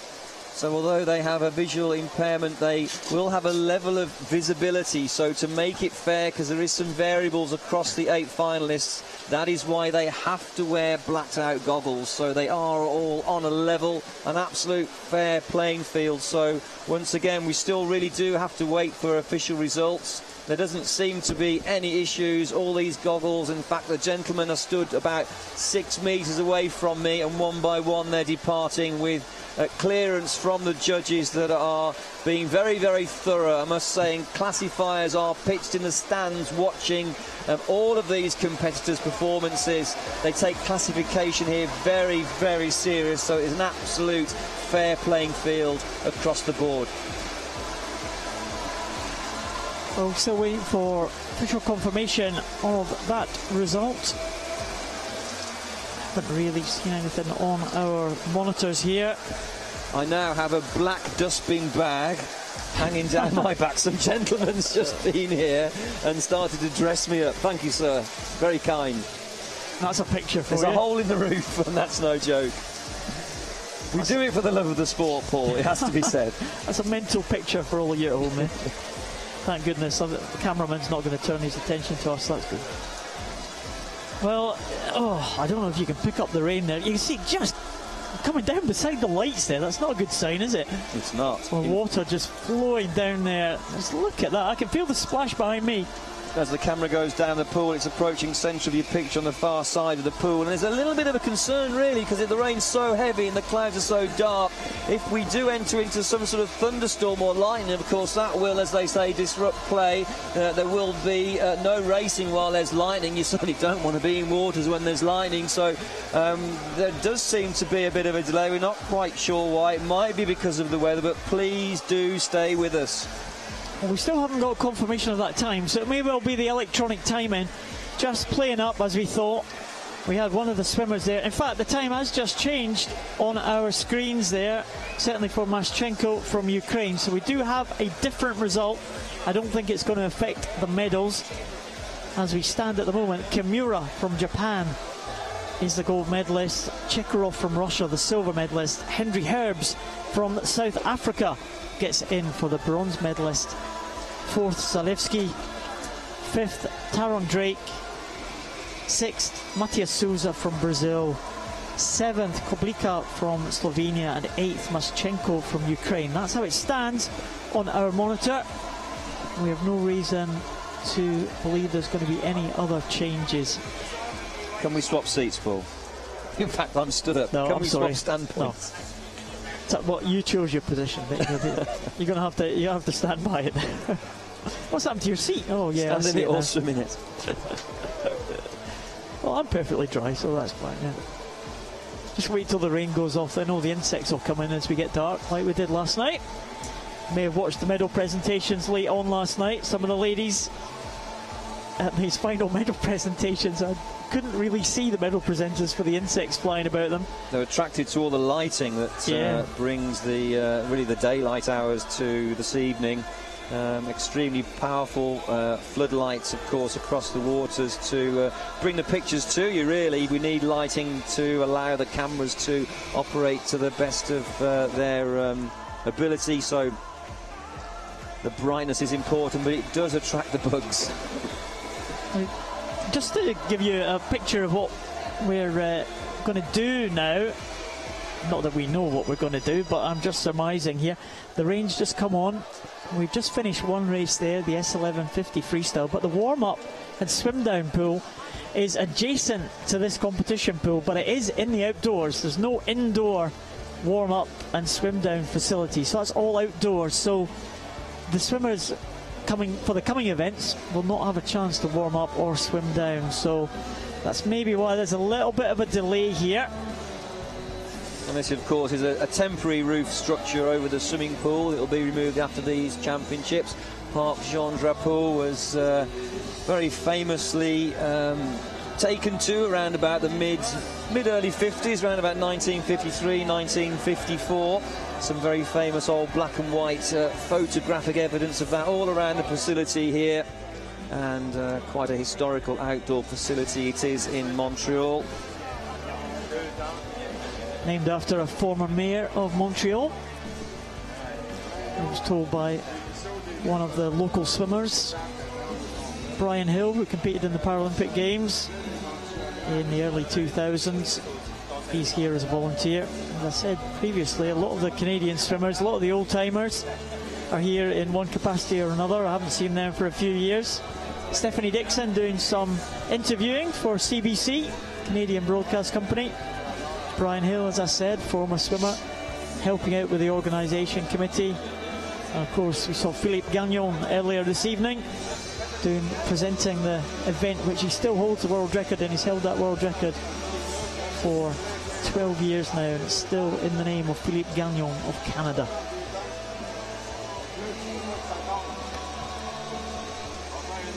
Well, the rain, is it coming off next? Difficult to tell under my dry position there. You probably better. Definitely ceased. Definitely ceased. Yes, it's drizzling now, as they say. We were expecting a storm, and we had some rain just before the start of the session, and they said we may get a little bit of rain later on. The technicians are just signalling to us here. Is the electronics dry? They do care. Oh. Actually, they're not bothered about electronics. They're asking me if my plastic chair, it's like the sort of plastic chair you'd have out in your black garden having a barbecue, and asking if it's nice and dry. So I've never been so looked after. We'll have to come back. But on a serious note, we've had many hours already of excellent competition, and there are many more days to come. 7 days of competition, and all the finals evening sessions are brought to you absolutely live across the IPC television network through the internet. And those hours continue to increase. In fact, last year at the Paralympic Games there were 7 IPC sports TV stations covering an unprecedented 700 plus hours of Paralympic sport, and this year, I said it earlier but I'll say it again, there have been 10 World Championships already.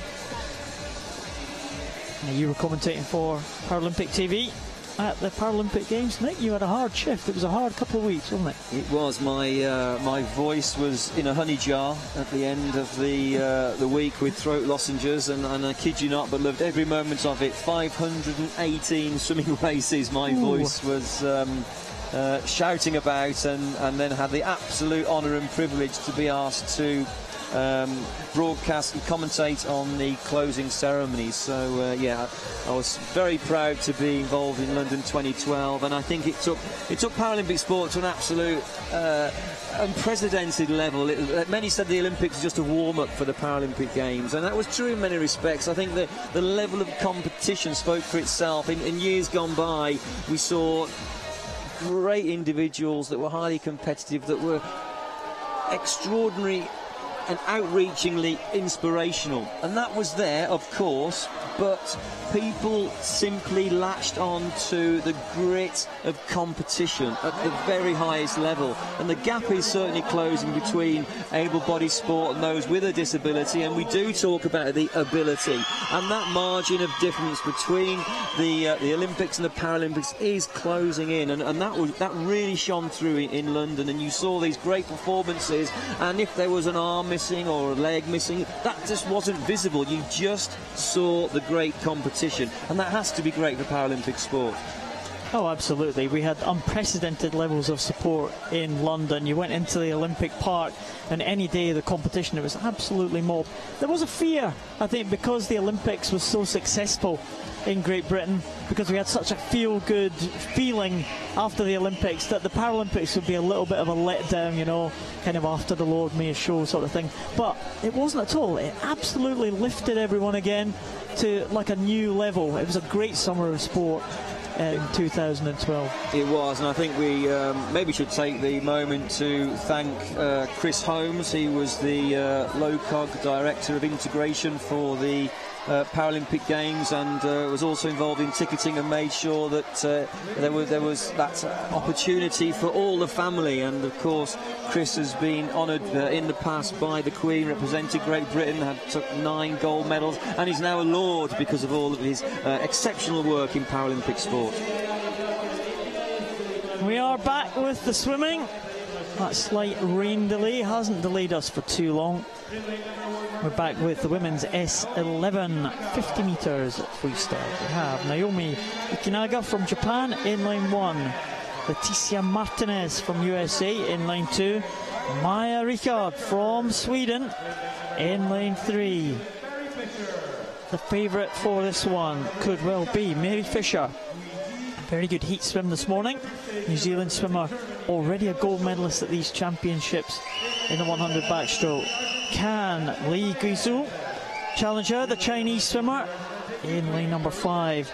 Daniela Schulte, an experienced German swimmer who took silver medal last night, goes in lane 6. Nadia Baez from Argentina in lane 7, and Marina Pidovna from Ukraine goes in lane 8. Cecilia Camellini, the Paralympic champion, the world record holder, not here. My money is actually on Mary Fisher in 4 of New Zealand. Let's watch. Here's the start. Well, nothing really in it there. Off the blocks and through the air. But in lane number 4, perhaps it's Mary Fisher. It certainly is now. Mary Fisher on 1 lane up. Li from China going very well in lane number 5. Li trying to close in once again. Fisher trying to hold on. Li takes the lead, or is it Fisher digging in? Head down, no breath. Inside the final 5, Fisher finds the extra strength, but no, Li comes back again. It's tight, 31-36. You can see the tappers aiding support there, so these swimmers know they're a final arm stroke away from the wall. That was very tight, but Fisher gets it hung on. 31-36 compared to 31-49. She's just lifting her cap there, just so she can hear the stadium announcer. Of course, the coaches cannot tell the swimmers what position they have finished until their goggles have been checked at the end of the race. But it all comes down to very small margins, and it was just 13/100ths of a second. The tappers did their job. Mary Fisher stretching for the wall. Let's have a look at these 2 finishes. Fisher there being tapped, stretch, an extra stroke for the Chinese swimmer Li Guizhou, and that maybe cost her it. A great finish and an oceanic record for Mary Fisher from New Zealand. And you see her, oh, long stretch there at the end, if you see it in slow motion, but it was good enough to win that by 13/100ths of a second. Maja Ricard from Sweden in 3rd position, ahead of Schulte, Martinez, Baez, Ikanaga and Pidovna. But it was very close at the top. Mary Fisher, 13/100ths of a second was all that separated her from Li Guizhou of China. And sometimes those long finishes can be a bit deceiving, because it looks like you're just gliding in, and certainly you can decelerate, but you can hold your speed for perhaps a half a metre at the very, very most, because although it looks like you're surfing off that front arm and it's doing nothing, let's not forget you're kicking like crazy, and the opposite arm is pushing and paddling powerfully back past the hips. So these swimmers will be very experienced in making sure that that second arm and the kick aids propulsion into the wall, because they're relying on the tapper to be accurate in their approach, and they have to then go for the wall on that final stroke or a full stroke cycle, so 1 arm and then followed on with the next arm, and you have to try and time that finish absolutely right. Medals can be won or lost, but it certainly wasn't lost right there in the name of Mary Fisher. Yeah, it's very, very important for these swimmers to stay straight. If you're swimming with absolutely no vision at all, it is really, really difficult not to veer onto the lane ropes, and these swimmers train for hours and hours and hours to try to get that skill correct. And Mary Fisher just about did it spot on, 31.36, only 0.4 short of the world record held by Cecilia Camellini of Italy.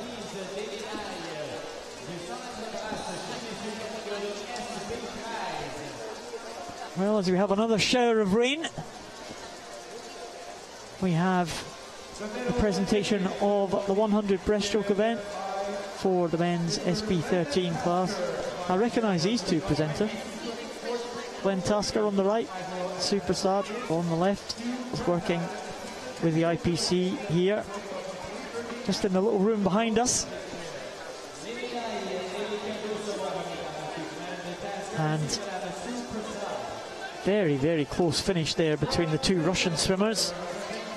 For 2nd and 3rd, Mikhail Zimin finished just ahead of this man, Roman Dubovi. silver for Russia and bronze for Russia.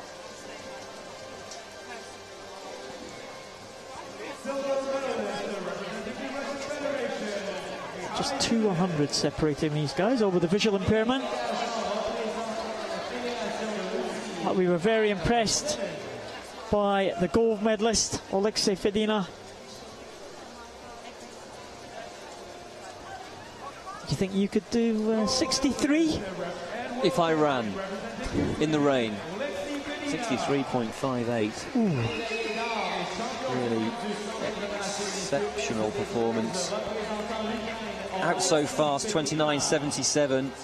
You know, that really is a strong 62 pace. I said it earlier, and it won't be long before I think this man's capable of swimming a whole second faster than what he demonstrated this evening. The event is his event for sure. And now we will hear the national anthem of the Ukraine.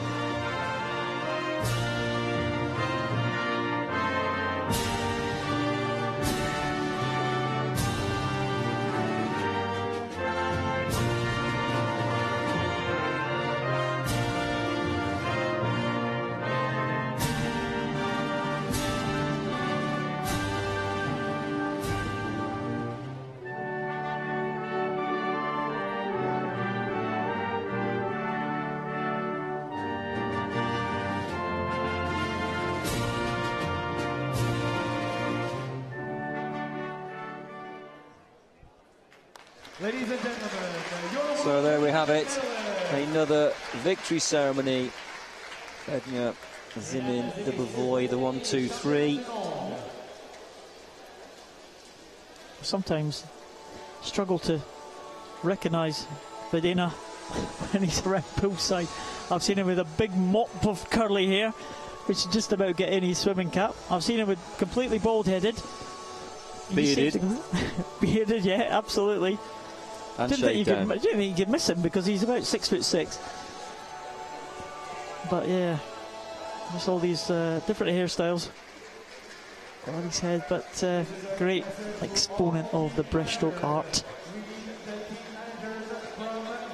Talking about how these competitors have to train so hard with the visual impairment they have to stay, as you say, centre of the lane, and perhaps a little bit easier on the breaststroke than other strokes. I remember when the backstroke rule was introduced, where you're allowed to go to 15 metres underwater, and Tim Reddish, the British competitor, was doing some work in Australia, and he asked me to keep an eye on his start, and he believed he could qualify in lane 4, the confidence of the man, and he went away and he kicked, and he knew he could do so many kicks to 15 metres, and he did, I think 17 kicks, and he said, "Where am I?" I said, "You're at 15 metres, absolutely spot on." He said, "No, where am I?" I said, "Well, you started in lane 4 and now you're in lane 1. So he still had to work at it, and that is a true story. And his wife one day didn't get there quickly enough as a tapper at a separate event. She threw a shoe at him and hit him on the head and did a perfect finish. It's true, really.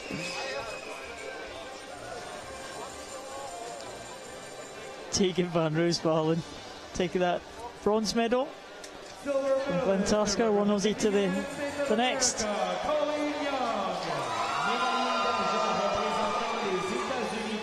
Colleen Young taking the silver for the USA. Very chuffed with that one. Look at the smile there. Fantastic. Great swim from the American swimmer. But the favourite, she was a silver medalist last year in London. She's got one better. She's the world champion, Elena Krasov.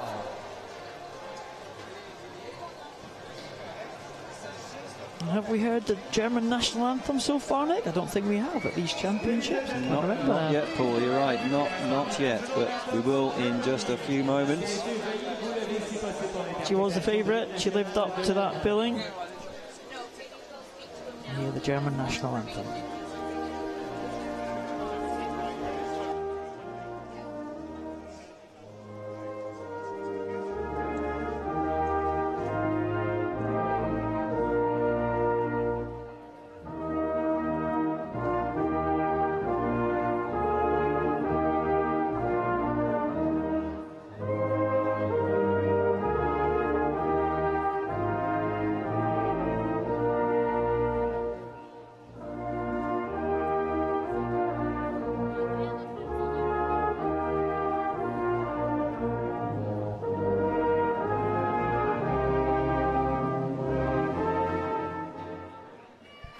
Ladies and gentlemen, your World Championship medalist.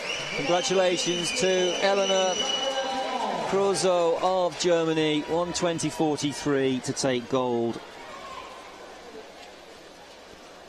Women's 100 metres breaststroke SB13.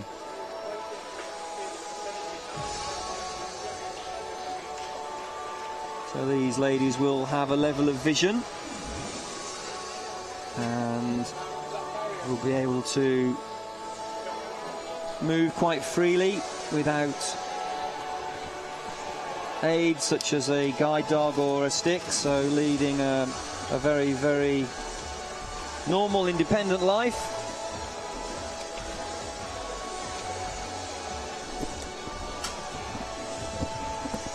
Remember Chris Holmes having the same classification. Mentioned Chris earlier this evening, and his vision deteriorated to a point where now he's completely blind. And of course he's very, very instrumental. Was instrumental in the success of the London 2012 Paralympic Games. Now Lord Chris Holmes.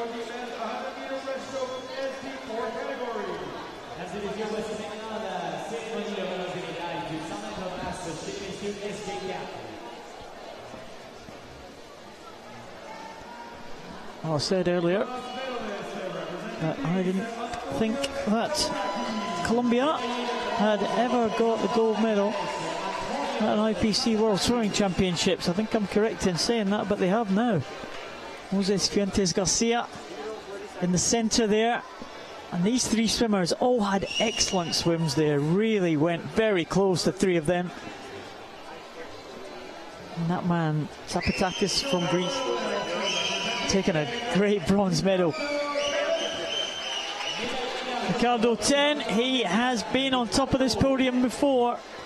He was a dominant force in this class before the Brazilian Daniel Dias came onto the scene. Daniel Dias has won world titles in recent years and Paralympic titles. He's not here on this occasion because the gold has gone to Colombia. What a championships they're having. 2 medals in 2 days for Colombia. Who would have thought it? And it's Fuentes Garcia. He's taken the gold medal for Colombia. He is absolutely delighted. Let's hear national anthem of Colombia.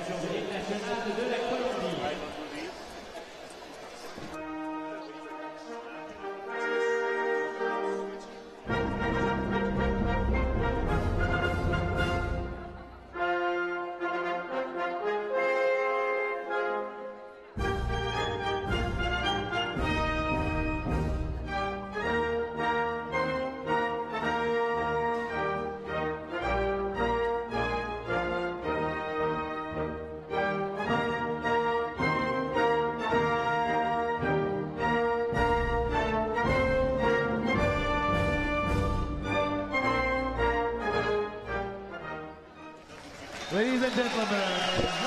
Well done, Jose Fuentes Garcia. I do remember when he swam his breaststroke event in the Beijing Paralympic Games in 2008. I was in the stands and a whole entourage of Colombians came to support him that day. I think he won the bronze medal on that occasion, but just him getting onto the medal podium was a massive event for the Colombian team. They came out in force, they made themselves heard that day in Beijing. He's followed that up, he won medal in London, and now he is right at the top of his game. Gold medalist here in Montreal at the World Championships. Absolutely superb for this Colombian team, who also took bronze medal yesterday. Nelson Crispin. 2 great performances as well. The Greeks very happy with that one. Tapasakis could really not have thought that he was going to get on the medal podium today, but he had a sensational swim and fully deserved that bronze medal.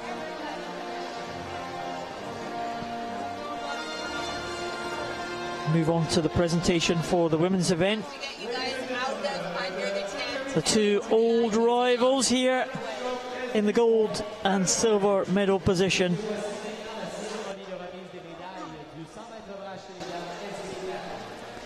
And on the medal podium again, as she was yesterday, Natalia Chevelle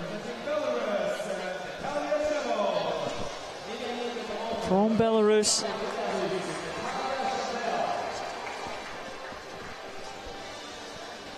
He takes another bronze medal for the Belarus team.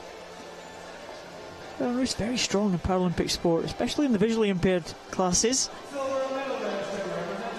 Ihar Boki so won 5 gold medals in London.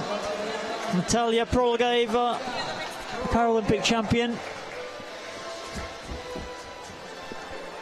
A silver medal on this occasion. Just being beaten by her great rival from Norway, Sarah Louise Rong. Great form at these championships. And yet again, it's another gold medal for the Norwegian, Sarah Louise Rong.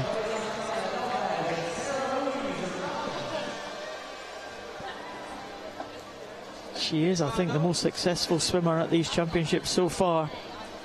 I haven't done my maths just yet, and I think there's at least 3 gold medals, maybe 4 for Sarah Louise Rong. 3 gold medals, I think, is the latest tally for Sarah Louise. Great performance from the Norwegian.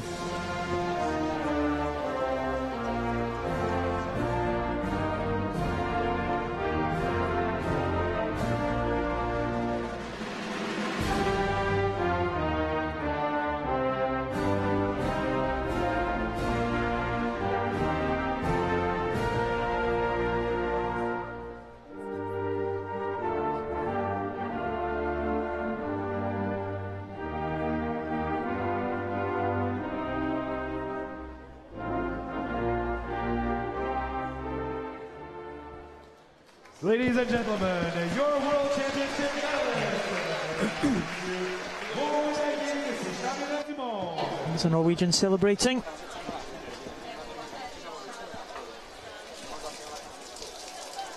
Well, the weather not really giving up, so I think there is a storm on its way, so we may have to see what the latest plan is.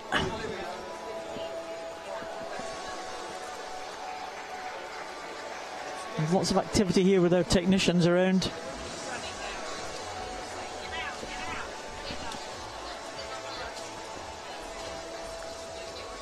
So we'll let you know what is happening. There is certainly the rain hasn't given up, and we are just about to move on to the next event, which is the men's SB2 50 meters breaststroke. I can't see the swimmers.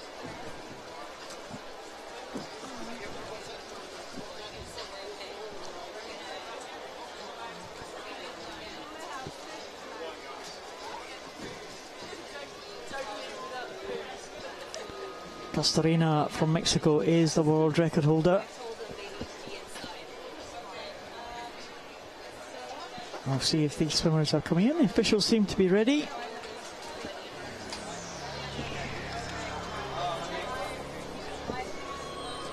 As I said, there is a little bit of activity on pool deck, so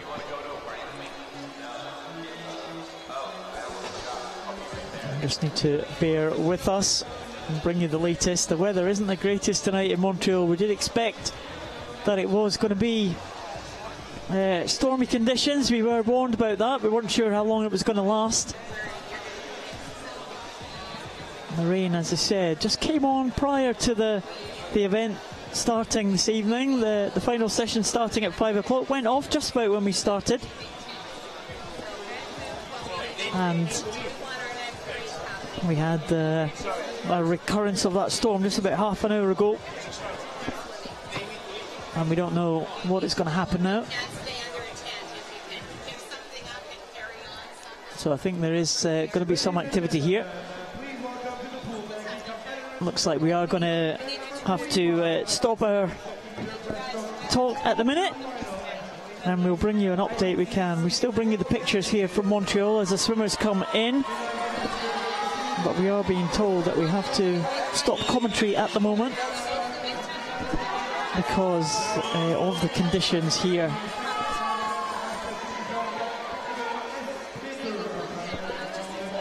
So we'll come back to you as soon as we can as this final starts. So please stay and continue to have a look at the pictures here as the guys come into the SB2 final. And we'll be back with you as soon as we can. In lane number 4, representing Mexico, Adolfo Castorena. In lane number 5, representing Ukraine, Dimitro Vinoradets. In lane number 6, representing Mexico, Christopher Trunco. In lane number 7, representing Australia, Grant Patterson.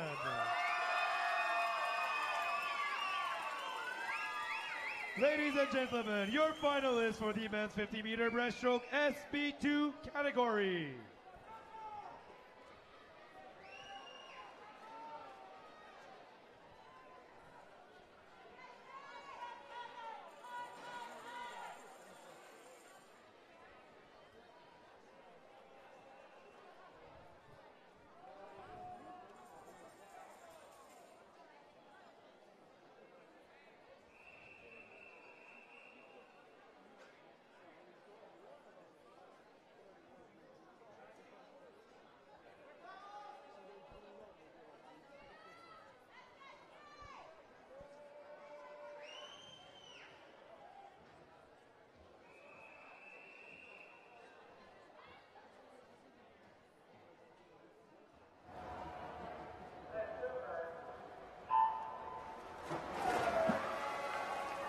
The swimmer to watch for this race is Arnulfo Castorena in lane number 4 from Mexico.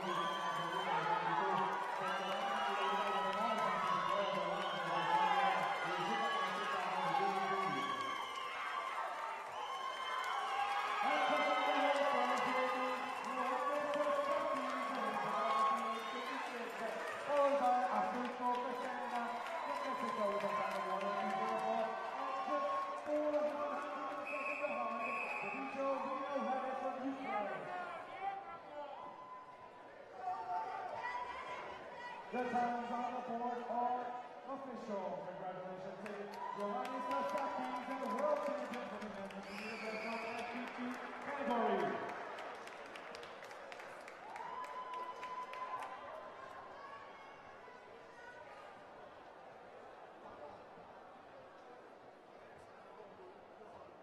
Ladies and gentlemen, please welcome to the pool deck the competitors for the finals of event number 46, the women's 50-meter breaststroke SB2 category. Mesdames et messieurs, veuillez maintenant accueillir les finalistes de l'épreuve numéro 46, le 50 mètres brasse chez les dames SB2.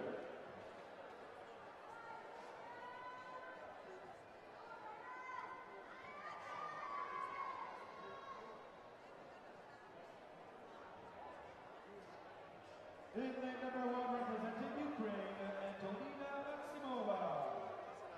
In lane number 2, representing Ukraine, Irina Sotska. In lane number 3, representing Hungary, Zanet Adami. In lane number 4, representing Germany, Beretta. In lane number 5, representing Sweden, Jenny Ekström. In lane number 6, representing Mexico, Heidi Viviana Aceves Perez. In lane number 7, representing Italy, Giulia Godola. In lane number 8, representing the United States of America, Carla Wheeler.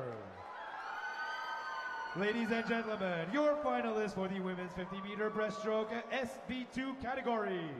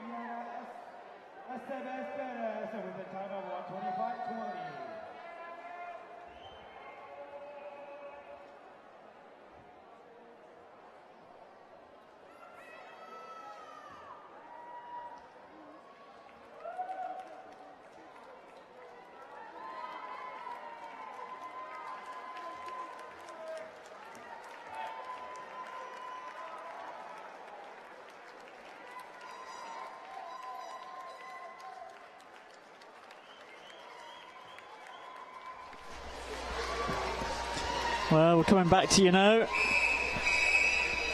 We're just seeing the end of the women's SB2 event. We saw Vera Tam from Germany, just 4 100ths short of the world record. Heading Jenny Ekström from Sweden, Anna Chavez Perez from Mexico.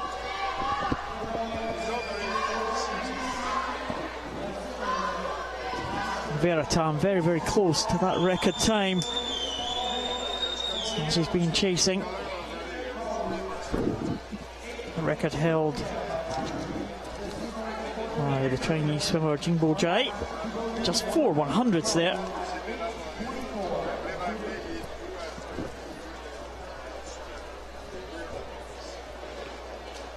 Vera Tam very unfortunate there.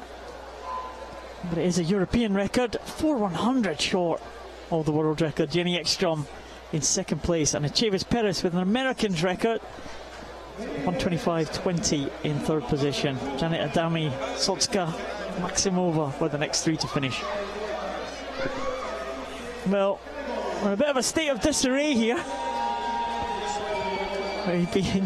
There is a threat of thunder and lightning. We've been told that we can't stand on our normal podium as we move into the men's 100 breaststroke SB6. And everyone was being so kind at one point, just concerned that my chair was nice and dry, but maybe it was all about lightning and having a little shock.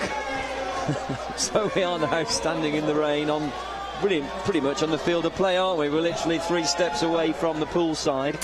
All that there is between us is a little bit of a scaffolding with a light on top, with bugs flying around it, and a railway track for the host broadcaster to film and bring these wonderful pictures to us. Well, there's Crispin in lane 3 for Colombia, 127.13.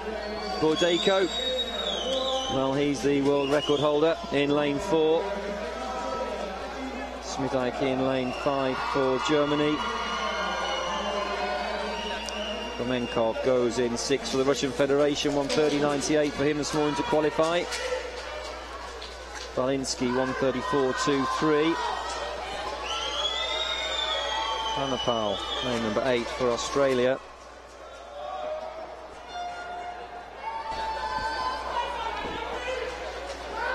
Bordeko, gold medalist from London Paralympic Games, gold medalist from the European Championships in 2011. One big favourite here for this event. World record stands at 120.17. Can anyone challenge that?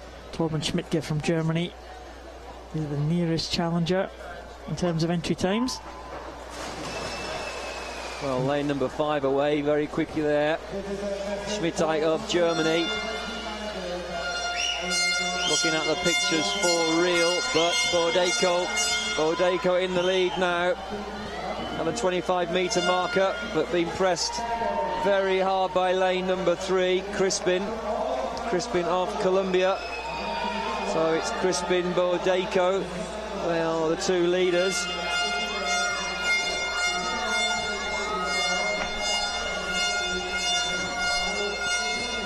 Split times, electronic scoreboard stopping in 38.11 for Bordeko. In second it's Smith-Ike 38.43, 38.56 for Crispin. Crispin having the swim of his life, but Bordeko good on the turn, good underwater, good into his stroke. Smith-Ike going very well. He's not letting him get away. He's hanging on to him. They're like for like in terms of speed, but Bordeko had that awesome turn to take some advantage. He was in the lead but took some extra ground. He's now a full body length clear. It's going to be Bordeko. Bordeko for the Ukraine comes home, 2 strokes away from the finish. Let's watch the clock. 121.32 for gold, 123.66 second place for Smith-Ike, and third 125.32 for Crispin. He swam well. It's bronze and he's delighted with that, smashing the water. Smith-Ike smashing the water there as well. And screaming and shouting down the pool, yes. to his teammates and congratulating Boadeko, the gold medalist. There's the start. As Boadeko was pushed all the way, probably a bit more than he would have liked there. He was a firm favourite for this one, but Torben Schmidtke had a great swim, the German swimmer. We thought that someone might challenge him. It could well be the German. And also Nelson Crispin. Wow, that was an excellent swim. The Colombians are on fire here. They're really doing well. That gold medal in the previous breaststroke race, the SB4. Boadeko just glancing over there, slightly to his left. He can see Torben Schmidtke as they come into the turn. But by the time they came into the finish, Boadeko had managed to get a body length advantage over the German. But that's all it was. Good stretch for the wall there by Yevgeny Boadeko. Torben Schmidtke in second place and Nelson Crispin in third position.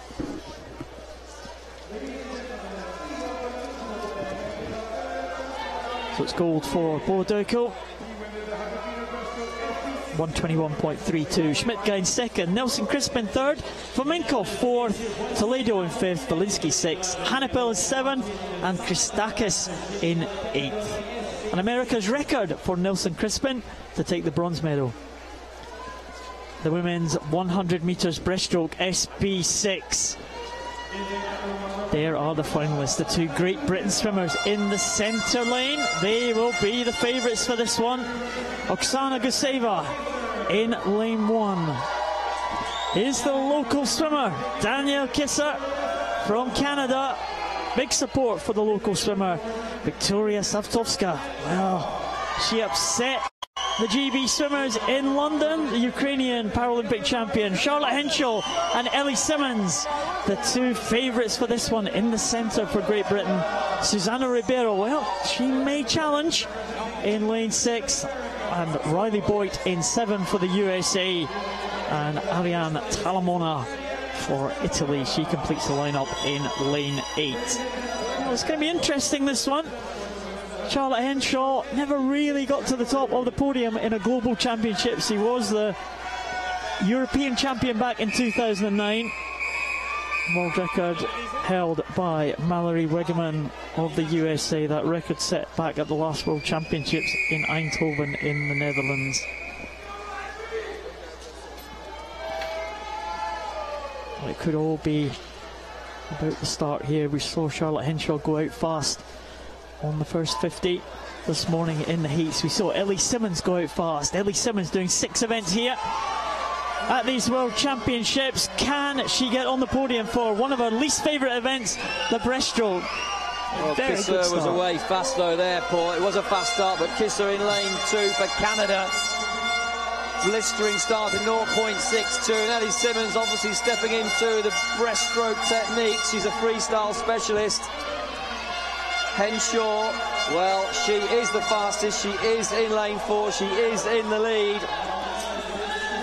Savstova going very well in lane number 3 for the Ukraine, but Henshaw's leading. Perhaps a couple of body lengths ahead of Ellie Simmons of Great Britain. Henshaw 46.89, Ribeiro 47.42 in second, Savstova in third, Simmons down in 4th. And Henshaw has really got a fight on her hands here. The swimmer right next to her is Savstova here.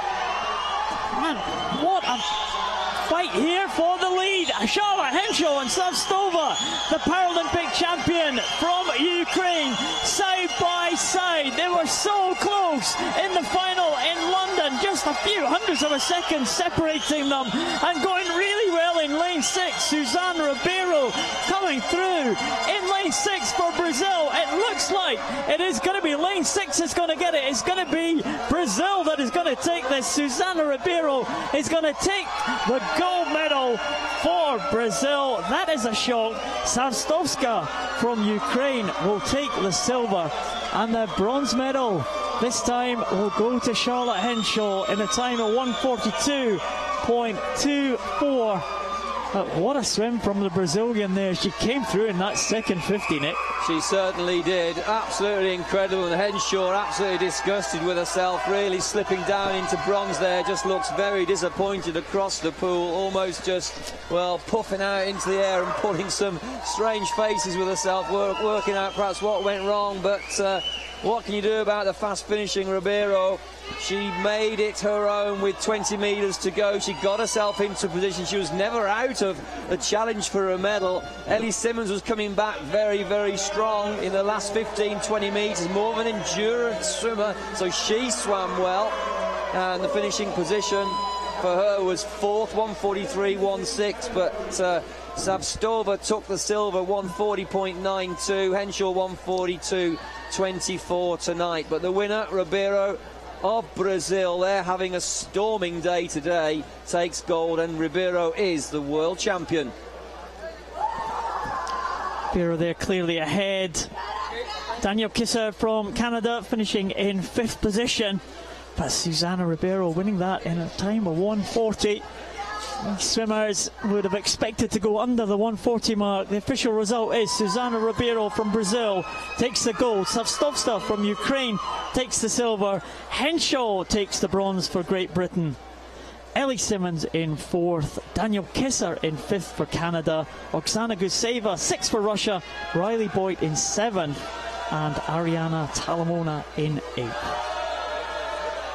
Not a great time though, Nick. Right, you're quite right, Paul. You know, almost a 1:41 there to take gold, and it is very chilly now. And even though they warm up and they swim until you know the blood is well oxygenated and the muscles are warm, they can cool down very, very quickly. And you need to wrap up quickly, but the wind is blowing, the air temperature's cool, and it's difficult to keep those muscles loose and warm. And it can affect performance times. And at the end of the day, though, does it really matter? You know, if you're a world champion, you're a world champion. That gold medal is yours forever. So anyway, we're lining up now for the next race, and the men are behind their blocks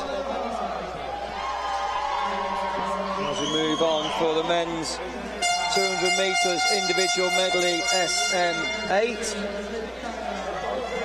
Lysenkov in lane number 5, qualified second fastest. Oliver Hind, he's in 4th for Great Britain, and right next to his brother, of course, Sam Hind in lane 3. Sidning goes in lane number 8 to complete the lineup. He's next to Charles Rezoy of France in lane 7. And let's watch out for Wang, also in lane 6 from China.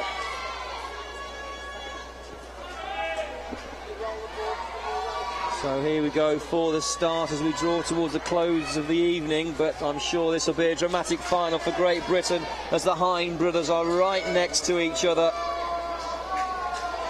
Oliver Hind qualifying in 2:24.90, so some way clear of Sam, his brother.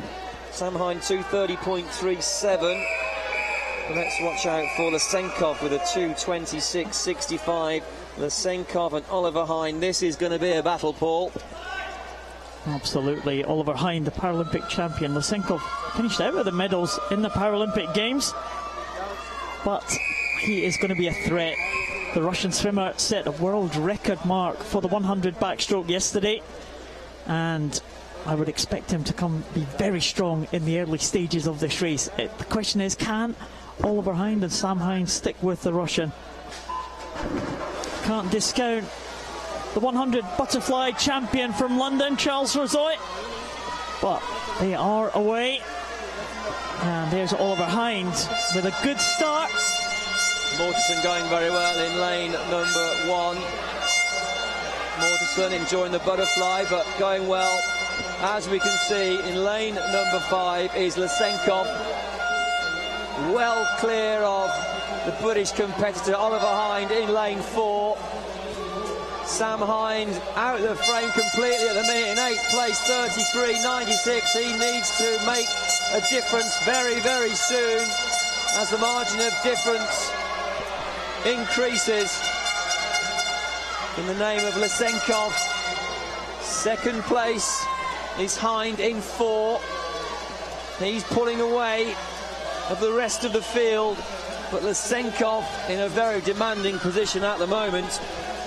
Well, the strength of Lysenkov is the first half of this 200 medley. Oliver Hind has probably got a stronger breaststroke than the Russian, but the Russian is also a very strong freestyler. It's Lysenkov just ahead of Ollie Hind. Ollie Hind coming back against Lysenkov. The Paralympic champion wants to become the world champion. He's got to get up on level terms with Lysenkov, and he's doing just that. Ollie Hind is after Konstantin Lysenkov here, drawing up alongside the Russian.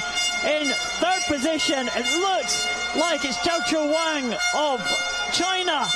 Sam Hind struggling to get back on terms here in the breaststroke, but Oliver Hind and Konstantin Lysenkov are going to go in absolutely together. 0.28 of a second as they go onto the freestyle leg.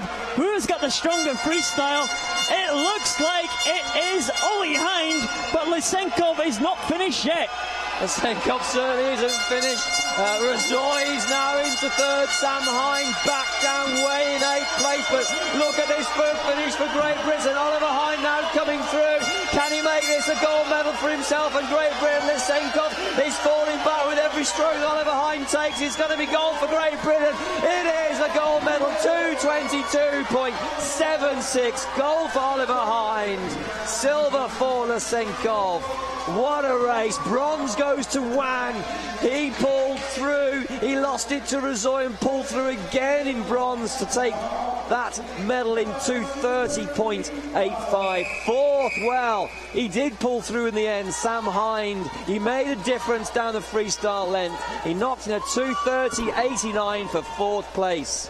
In fifth was Mortensen. Sixth was Razoy. Difficult length for him on the freestyle, on the front crawl length, not really his length, but in 8th place, Sit-in, and that completes the 1:08. There's the final turn there, and Oliver Hind was behind Lysenkov, but really pushed well, coming off the wall on that final turn. Looked like Lysenkov were just going to lie down there, but he didn't give up at all. Oliver Hind had to fight all the way, and what a finish for Oliver Hind. A great time too, 2:22. A new national record for Oliver Hind, a new European record for Oliver Hind. He takes the gold, he's the world champion. Konstantin Lysenkov takes the silver, and Zhao Wang takes the bronze. Sam Hind out of the medals, but only just 4 100s for Sam Hind in 4th position, Razoy in 5th, Cochrane 6th, and Sit-in in 7th.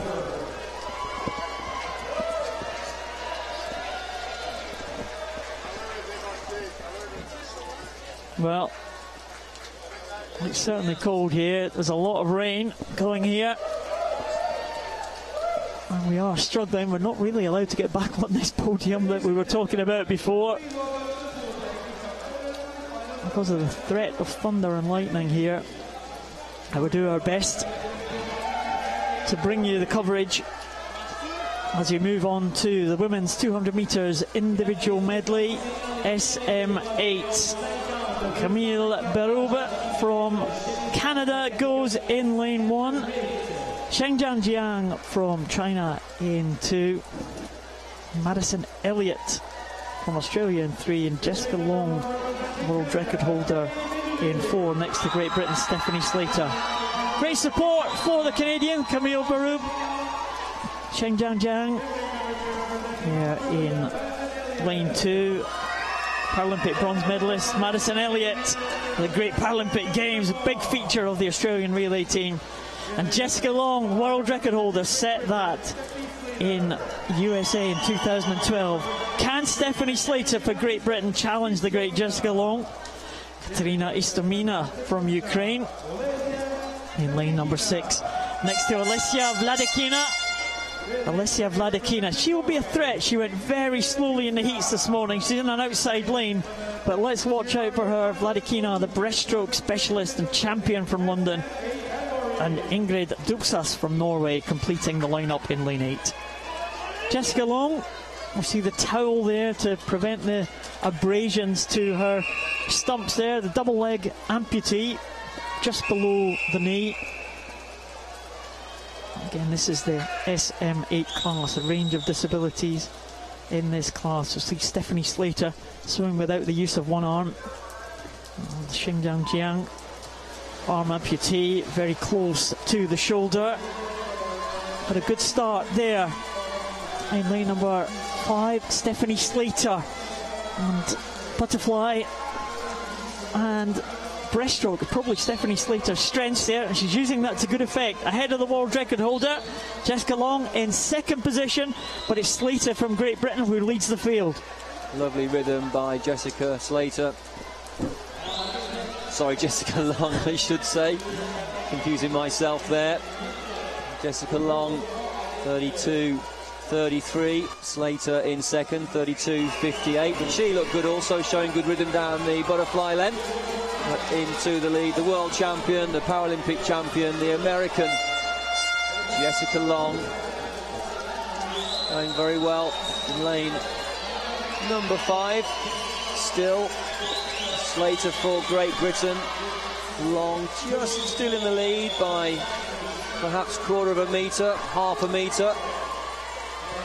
But it all happens up the third 50. The breaststroke length changes the order of often the whole field across the pool. In third place, Elliott of Australia, having a good backstroke length. Second is Slater. Still leading, Jessica Long of the USA, and she does love the breaststroke. Can anyone come back against Jessica Long? If anyone is going to have a go at that, it's the breaststroke specialist, Alicia Vladikina, up there in lane number 7, trying to make her way through the field, but maybe not making as much of an impact as she would have thought she might. Jessica Long is hanging on ahead of Stephanie Slater. You've got to fancy Jessica Long when she comes into the freestyle leg. Vladikina now pulling up level with Stephanie Slater now. The Great Britain swimmer having an excellent swim here, but Jessica Long, as she goes into the freestyle leg, has got to be the favourite. Can Stephanie Slater pull anything out on this final leg? It looks like she's going to be fighting with Vladikina for the silver, because I don't think she can catch the great Jessica Long, but Slater not far behind, but Jessica Long on her way home, surely for a gold medal. Vladikina just didn't do enough on the backstroke, left all too much on the breaststroke. She needed to be heading the way into that last turn. She wasn't there, it was Jessica Long. She was first into the wall and first off the wall, and she really pulled away. She was always going to do that down the last length. It is Jessica Long for USA. It is a gold for her this evening. 2:37.11. Slater, she did what she could. 2:40.73 for a solid silver medal. And Vladikina, well, didn't she do well at the breaststroke length, and fully deserving that bronze medal in 2:45.47. Fourth goes to Elliott from Australia. Fifth, Yang from China. In sixth place, Istomina of the Ukraine. And just coming in there, 3:09.24. Berube of Canada, to please the spectators and support in the crowd this evening. They're still here, even though it's raining again, so very, very hard down upon us. And the final competitor coming in lane number 8 for Norway. Substakas stopping the clock in 3:33.17. Well, the start was good. You see the real advantage that people with the legs get from the start. Jessica Long, that double leg amputee, not getting the distance from the blocks there. But as the race progresses, as they get onto the freestyle leg, the use of those two arms certainly advantage when you get onto the front crawl. And Jessica Long used that to great effect here. Coming in to the final 5 here. And a very good time for Jessica Long, just over a second outside her own world record. But a fantastic swim from Stephanie Slater in her first major international competition. There, just with the use of the one arm there, coming in for an excellent second position. Jessica Long being congratulated there by Madison Elliott, who just missed out. And a European record, I think, there, Paul. Sorry for interrupting, but obviously we have to wait for the official results, but I think it could well be a There new is European the caption. record. No, Jessica Long taking that gold. Stephanie Slater, European record in second position. Alicia Vladikina in third position, taking the bronze medal. Elliott in fourth, Jiang in fifth.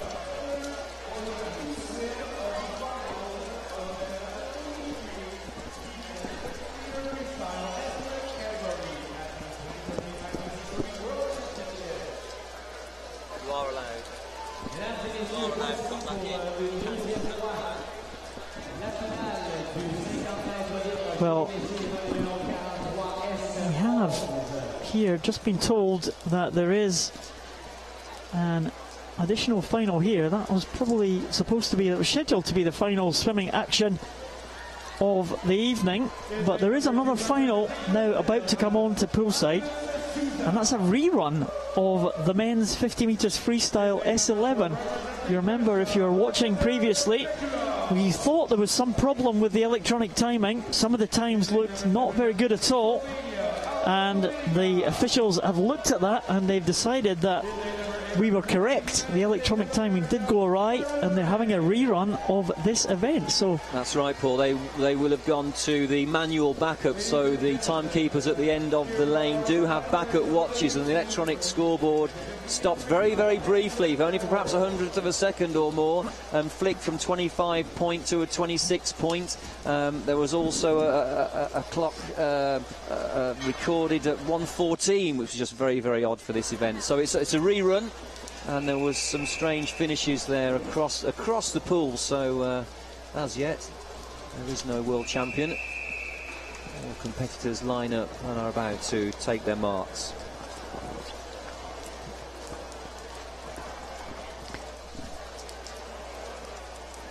Let's watch Chekarov in 4 from the Russian Federation. Oh, well, they were asked to take the marks. That's very, you're asked to take their marks and then told to relax.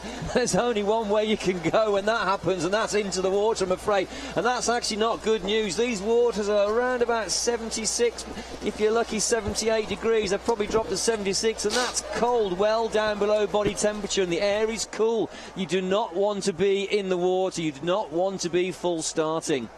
Well, it looks like it's not a full lineup here in this final. I'm just wondering if the swimmers were given the option to re-swim it or not.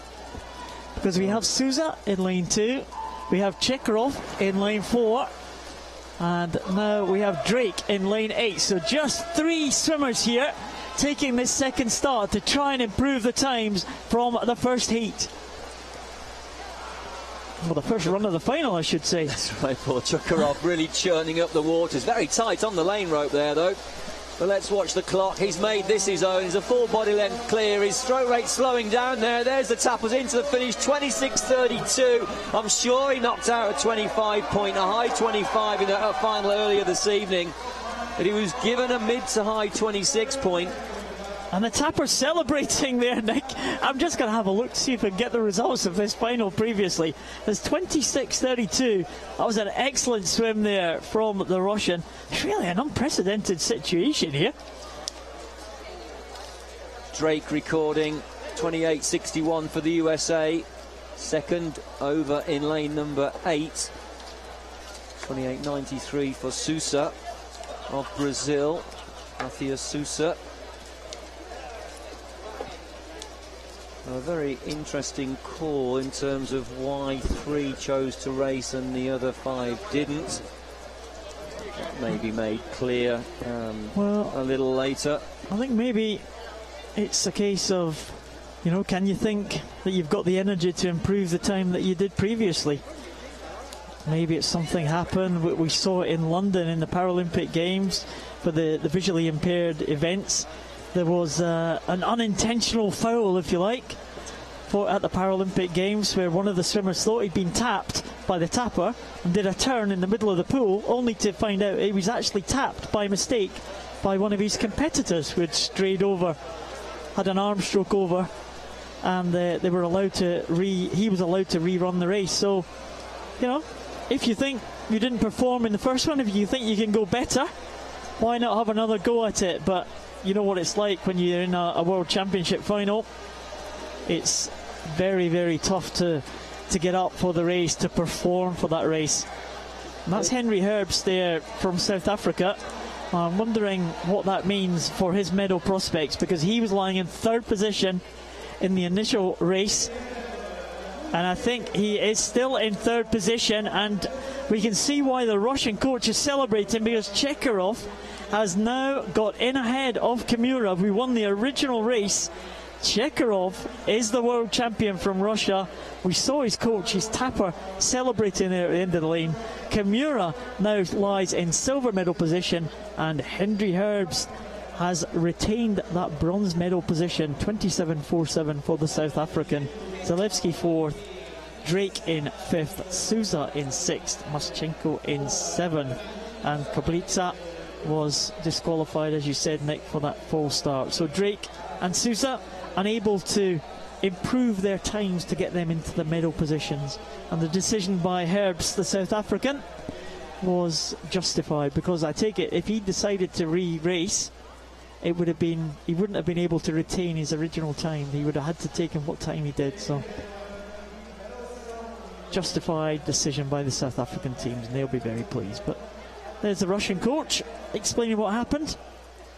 I'm surprised there was a disqualification there, actually, Paul, because from where I was stood, I could see all the competitors very clearly. I know people at home can just see the monitors, but I've got a nice angle of vision there, and we saw take your marks, we heard take your marks, everyone was still, and then they were asked to stand down, and that seemed to be the trigger, if you like, for the swimmer to actually fall into the water, overbalance, if you like, because they want their balance over the waters. They want to feel the momentum going to take them forward. You don't want your body weight back of the block, you want to be over the front of the block. So I'm not quite sure I would agree with that, and if there is an issue, maybe I would have given some benefit of the doubt. And there can often be a one-start rule, but if there's some real reason where it's genuinely not the swimmer's fault, they can take to the blocks and start again, but wasn't given that choice. Well, you have the false start, isn't it, where the swimmer was disqualified for a false start, but there's also a faulty start when there's something happens, you know, some technical equipment failure, something happens as you describe, and that's what your impression of that start was. You had a better view than I did of it, but certainly you could hear the whistles, but obviously that's not the opinion of the officials, unfortunately.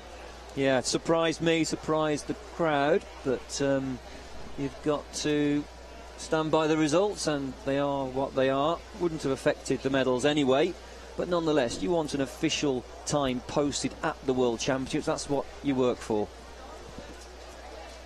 Absolutely.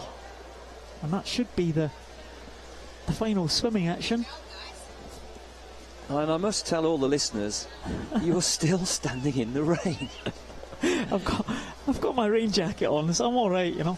You're 2 steps away from me, and I'm under a cover. Yes, it's dripping on me, but I'm a lot drier than you are. I may be electrocuted, but I'm taking that risk because I can see the swimming action better than you, Paul.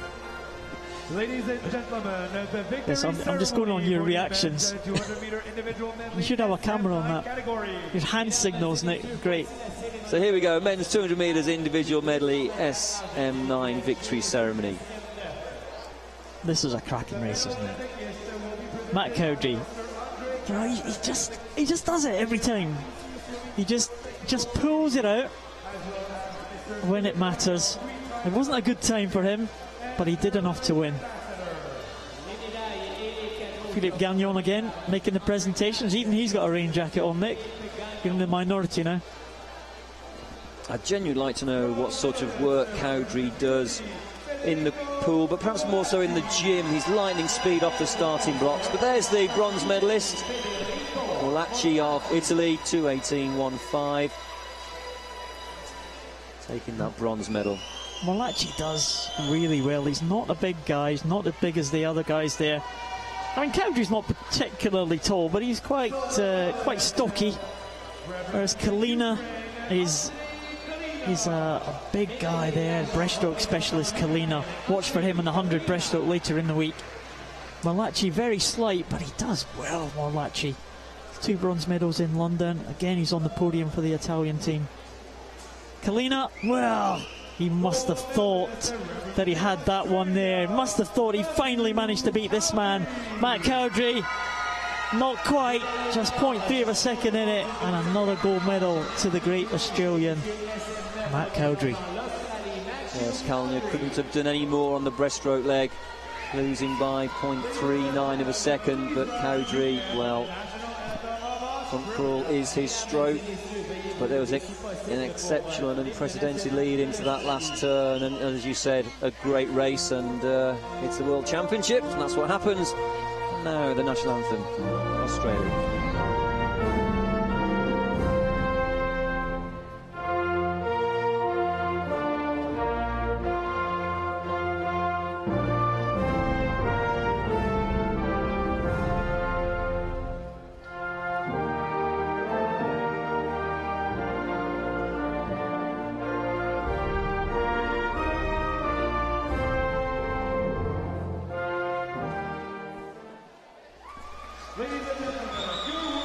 Well done, Matt Cowdrey, yet again.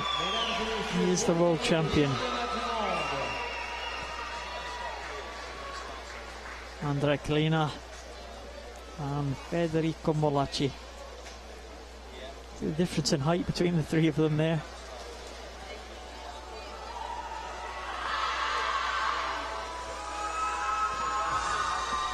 And the Aussies continue their celebrations. They've had a good night. Brendan Hall in the middle. Looking forward to the breaststroke. Not the breaststroke, the 400 freestyle. God, I'm losing it. It must be all this rain. Brendan Hall, 400 freestyle. Philip Gagnon's taking his rain jacket off. He's back to the check shirt for the next presentation. And it's the women's 50 freestyle in the S11 class. Team managers, the final upgraded results for the men's 50-meter breaststroke SB. No, the men's 50-meter freestyle S11. Well, the evening is quietening down. Some teams' competitors now starting to make the way to team buses. Equally, some swimmers swimming down, which is a bit unusual in the main competitive pool, but it is a close of play, so they don't have to officially swim down in the warm-up pool. Well, I suppose they're not allowed in the warm-up pool because of the weather, Nick. I think that's probably the case because of the threat of thunder. Well, I'm guessing, but I think the structure that's over the swimming pool here, given the amount of metal that there is, aluminium, close to the waters, and it's not a solid roof, as it were. It's a bit like a posh marquee. I think if there was any risk, the swimmers wouldn't be allowed in here, and it's just nice to swim in a competition pool, isn't it, really, when you don't have to race hard. It's just, let's get into these waters and relax. Let's face it, the water is the home for all the swimmers here. Well, it's scoreboard not correct there, because this is not the women's 50 freestyle S11, believe it or not. It's the men's SB2 50 breaststroke, the race that we missed. Unfortunately, we weren't able to provide commentary for that one. And that's a shame, because a bit of a shock result, you have to say, as the Mexicans celebrating their swimmer on the podium. Dino Radetz there, the Ukraine, a little away from gold and silver tonight, but how many times has he been on the podium? You could probably make a good guess, Paul. Paul Encyclopedia Noble. Oh, goodness. Great statistician you are, it must be said. 2006 was his first World Championship, so I'm guessing he probably on the podium maybe about 4 times possibly in his World Championship career. So he had 2 World Championships, so maybe 10, maybe a dozen times over his World Championship career. Castorena from Mexico.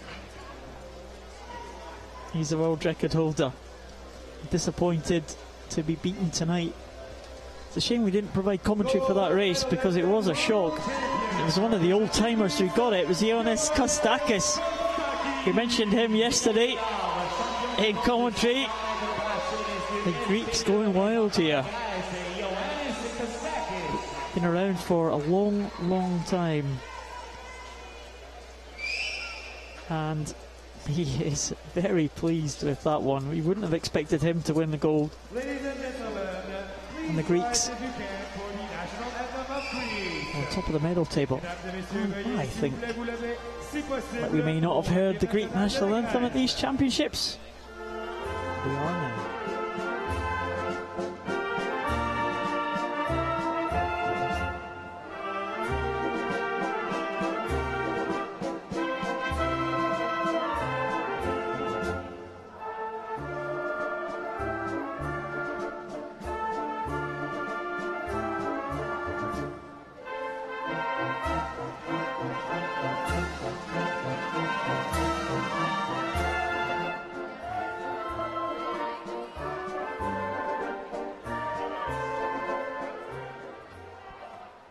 Ladies and gentlemen, your World Championship medalist, Ioannis Kostakis from Greece is the champion.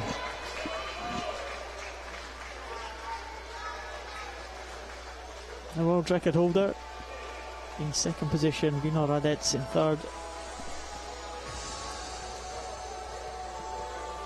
It's the SB2 class, swimmers with very severe disability. Second lowest numerical class, so they have the disabilities affecting all four limbs and the trunk.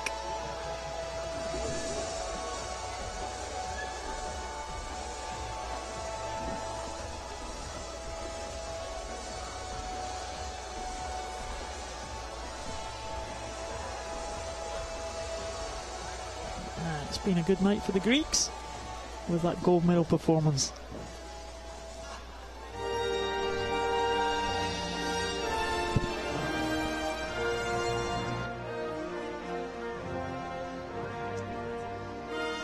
So the music surrounds the pool once again as three more national flags enter the pool side. Sweden, Australia, People's Republic of China for this, the women's 50 metres freestyle S11 classification.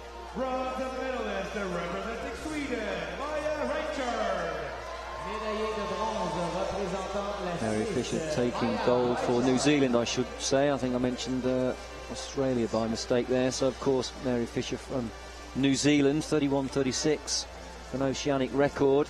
Lee, People's Republic of China, taking silver in 31.49.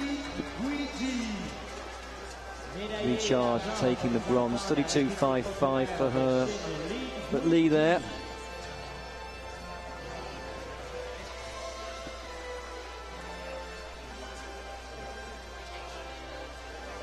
I'm sure she's very pleased with her performance. One would hope so. There is Mary Fisher from New Zealand. There's some support for her. Jodie Cossar now working for the national team of New Zealand, moved on away from Great Britain. The biomechanics expert videoing and analysing every single stroke these swimmers take to take them to the podium and hopefully post gold medals.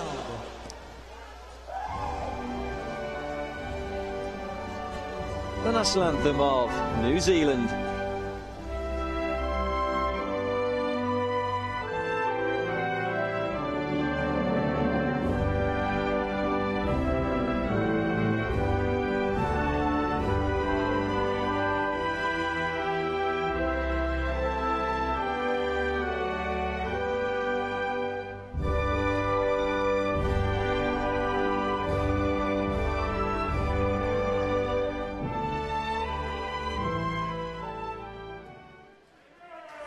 Ladies and gentlemen, cheers and congratulations there for Mary Fisher with the oceanic record time of 31.36. Still on the scoreboards there for us all to see.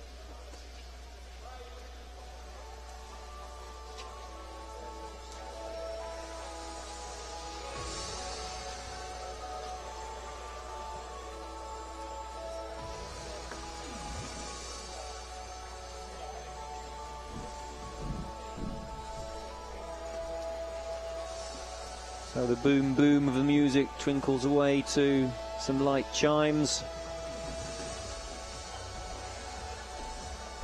as we now draw very, very close to finishing, only slightly later than expected, even given the difficult weather conditions.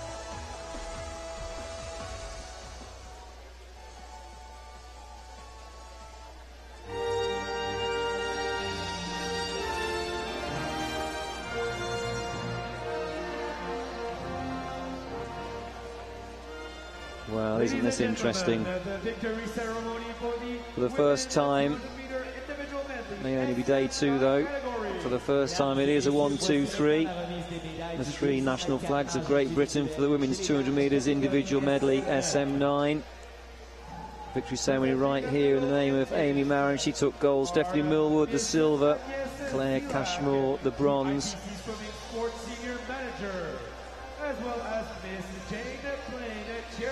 Agnes Schilak there on the left-hand side, the IPC swimming manager, does an absolutely incredible job for the International Paralympic Committee. Worked so hard, relentlessly, every day of the week, so many weeks of the year to make these events happen.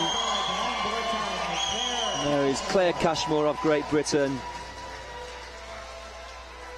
A great ambassador, a great role model, a great mentor to so many younger swimmers coming through on the national team of Great Britain. A real strength she is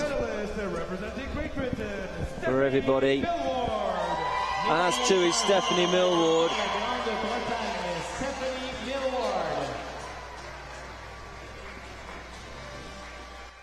Stephanie Millward, the silver medalist. 2 minutes 40.29.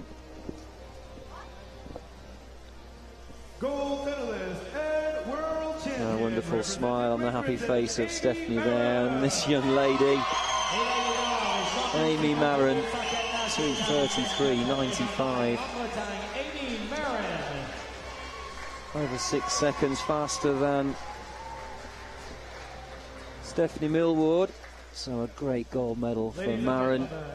And now the national anthem of Great Britain. Mesdames et messieurs, veuillez vous lever si possible pour l'interprétation de l'hymne national de la Grande-Bretagne.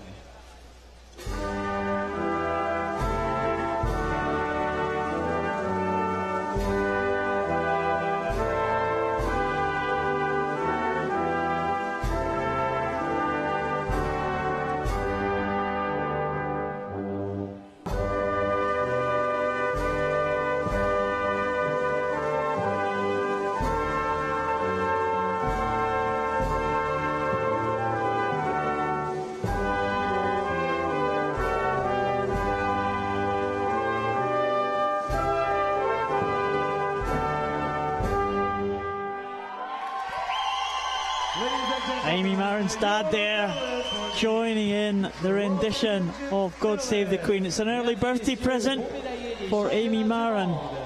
She is 15 years of age tomorrow. Still 14 years of age. She is a world champion, and she completes Great Britain 1, 2, 3.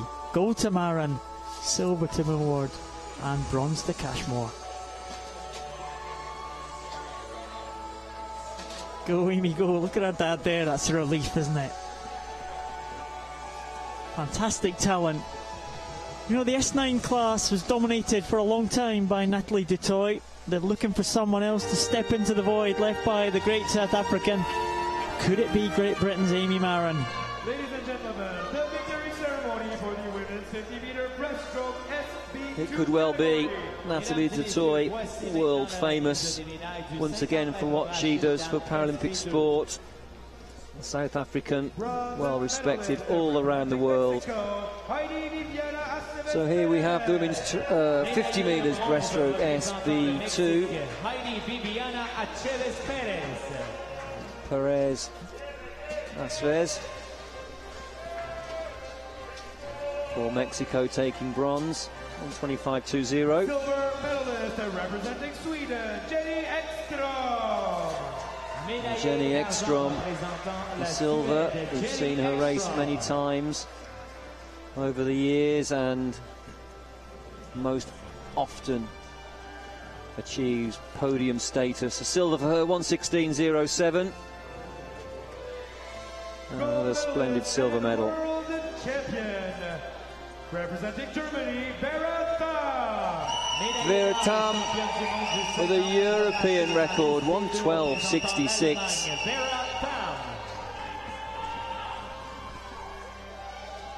Well, you are the world champion. You are the gold medalist.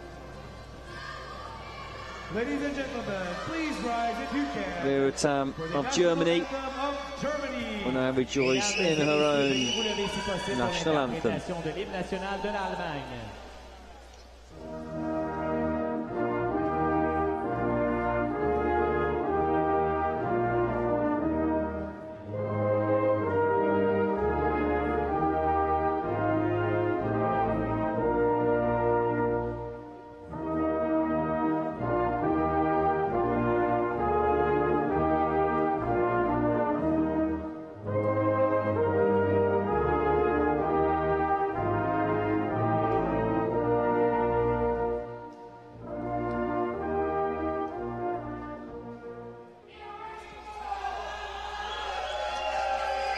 So there we have it. More champions step down from the podium and will exit the pool. But I tell you what, they'll be back again tomorrow. These competitors have a busy programme across the week, and you know, we look at our watches and it's turned 9 o'clock at night. They've got to get back. That's going to take time. They're going to have to eat. They're going to have to prepare and pack their kit for tomorrow. They're not going to get their head down onto a pillow until perhaps 11 o'clock, and their alarm will be going off at 6 o'clock. Now, physiologically, you certainly need to be up perhaps 4 hours before you race. They'll be looking at when they're racing and base that around when you get out of bed. The metabolism's got to be up and ready to go. We're racing at 9 o'clock, so some swimmers will be up at 5, so they're getting 6 hours sleep each night, and they're back here every day racing hard. It's grueling, but it's what you work for. And they'll take a short break. It'll be the end of the season, close of the season, when these championships close in a few days' time, and a well-deserved rest for them all. Yeah, sometimes test of endurance, these major championships. It's who's the fittest at the end of the day. And what a start of these championships for the team from Colombia. Nelson Crispin on the medal podium again. That's 3 medals for Colombia in the first 2 days of competition. Absolutely superb. Torben Schmidtke for Germany. They've had a good night. Schmidtke coming in with silver medal. And he really challenged in that race. We thought for a minute that he might cause a shock. We've seen 2 or 3 shocks here already at these championships. It wasn't to be on this occasion. The world record holder prevailed and took the world championship title. Yevgeny Bodaiko from Ukraine. A real star swimmer, burst onto the scene a couple of years ago. Became the Paralympic champion last year. He's now the world champion.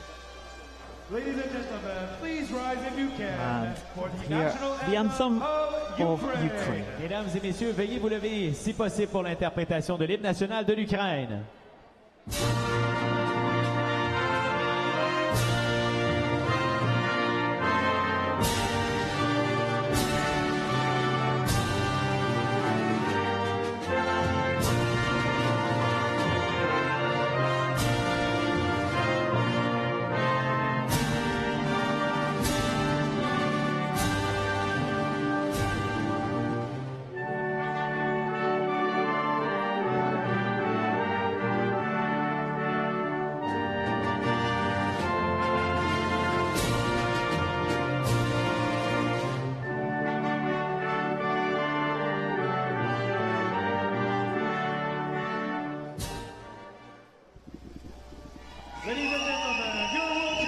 Bodaiko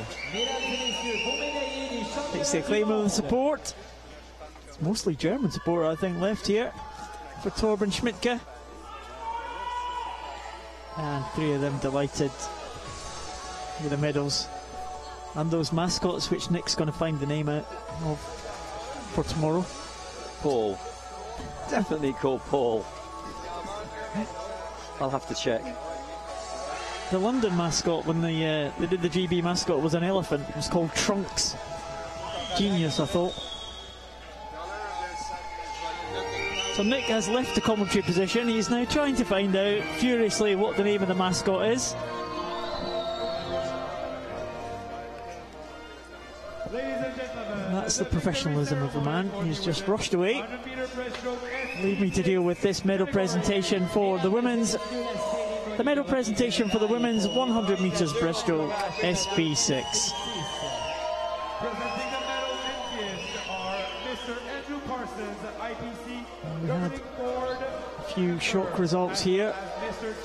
This is probably another one that could not have been expected. I have some news, Paul. Well, we saw that the cuddly toy, the mascot, is a Canadian beaver. So I'll give you one guess. What's the name of the mascot? Beaver.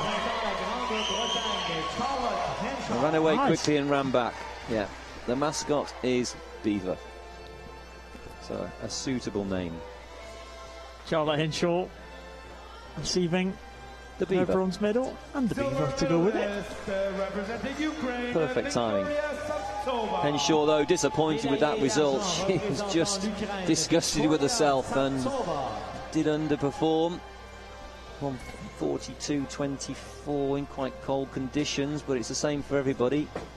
Savstova dipping under 41 seconds, and she was chasing gold. Ribeiro took the gold. And there she is, in bits, absolutely shocked and overwhelmed and delighted and emotional and tearful and so proud with herself and kissing the medal. Taking a very tight hug there. Splendid 1:40.50. I love to see that, Paul. It means so much. You can't really explain and commentate. It's an inward feeling that perhaps she can't even put into words. That was the emotion flooding out. Andrew Parsons, the head of the Brazilian Paralympic Committee and involved very much with Rio 2016. We'll listen to the anthem of Brazil.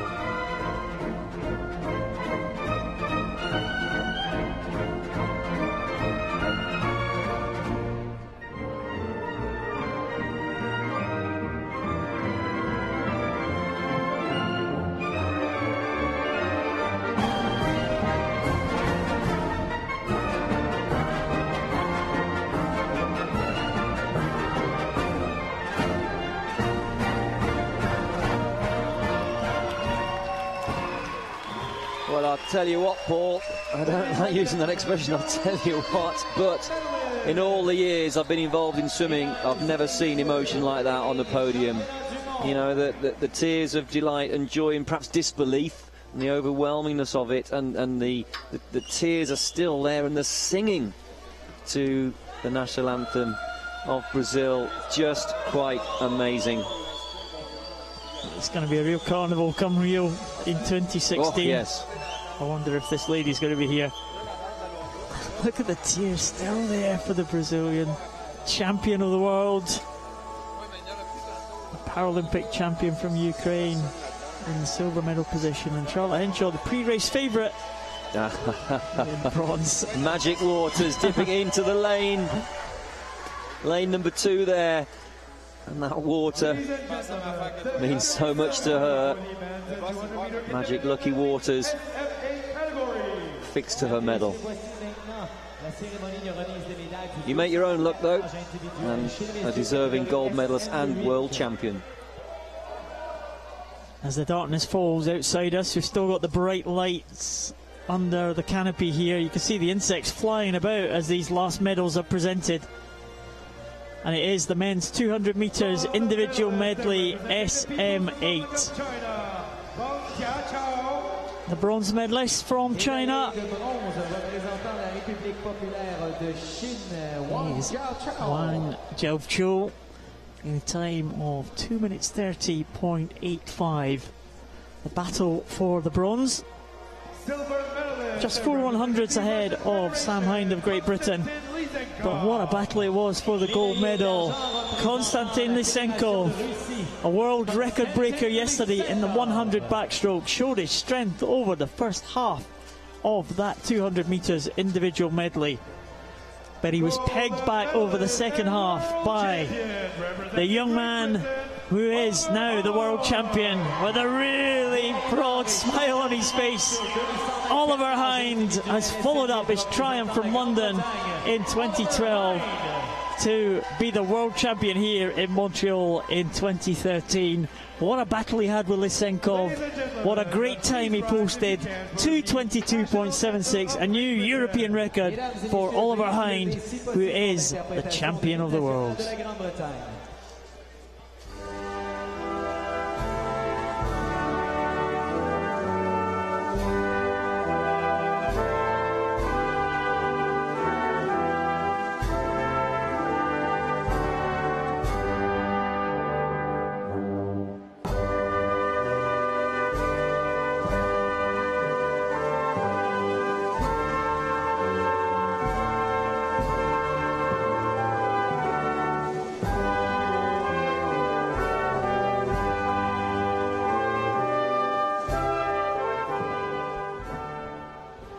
Oliver Hind getting a little bit choked there. I wouldn't say he was keeping back the tears, but you could see his throat going in.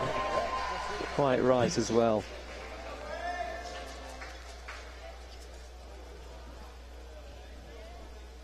I tell you, that smile's polished, isn't it? What toothpaste he uses. Maybe a contract in there somewhere, mate. Who knows? It's a shame his brother couldn't get on the medal podium, just 4/100ths of a second, separating Sam Hind from the bronze medal position. Way down at the start of the swim, he was 8th and remaining 8th, and really just left it to the front crawl, but out of it for too long. Ladies and gentlemen, the victory ceremony for the Women's 200 metres individual medley in the SM8 class. Voici maintenant la cérémonie de remise des médailles du 200 mètres 4 nages individuel chez les dames SM8. Bronze medalist representing the Russian Federation. The bronze medalist from Russia, Olesya Vladikina. Watch out for her in the breaststroke event coming up later in the week. An ambassador for the Sochi Winter Paralympic Games next year. I said she might want to compete in those games. I'm not sure exactly what winter sports she does. What about Stephanie Slater's performance? Her first major international competition. She started with a silver medal in the 200 metres individual medley. Time of 2 minutes 40.73, a European record time for Stephanie Slater of Great Britain. But she couldn't catch the champion yet again, Jessica Long from the USA, embarking on her World Championship programme with fantastic swim, 2:37.11, just over a second outside her own world record time. It's enough to win over Slater and Vladikina. And again, Jessica Long is yet again the world champion.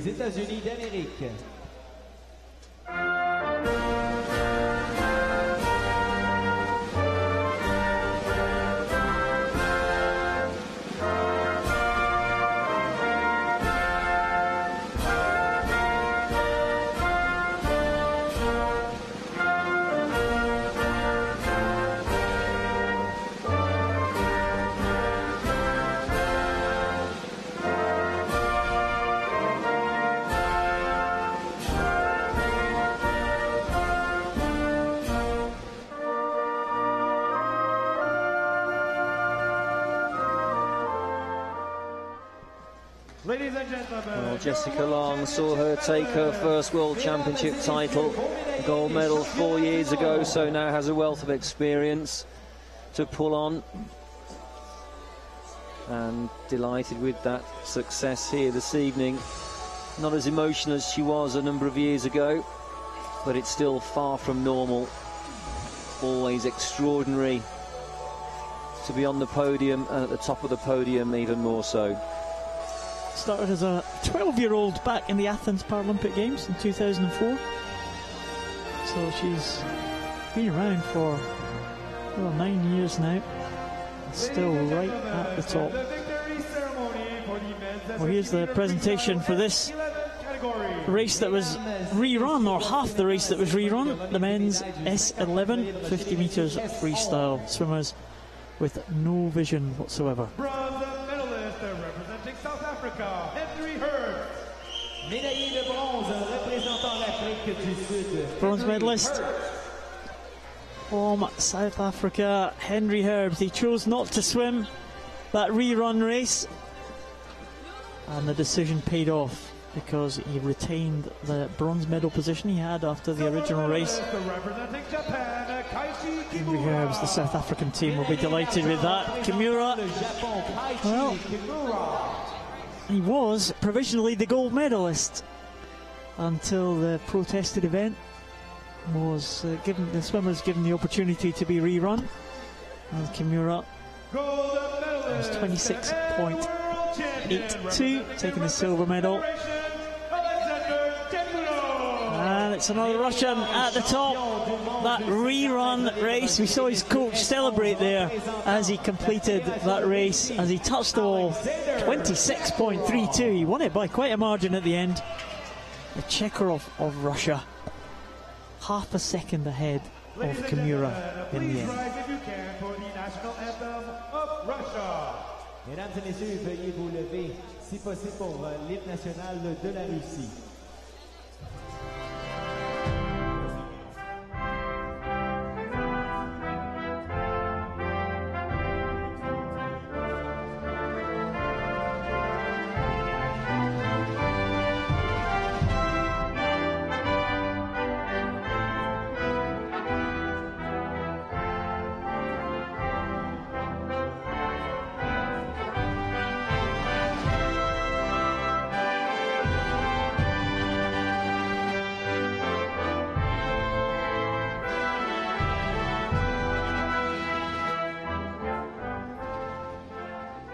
Ladies and gentlemen, your World Championship medalists. Mesdames et messieurs, vos médaillés des championnats du monde. Another gold medal for the Russian team. Alexander Chekarov taking that gold ahead of Kimura of Japan and Henry Herbst from South Africa.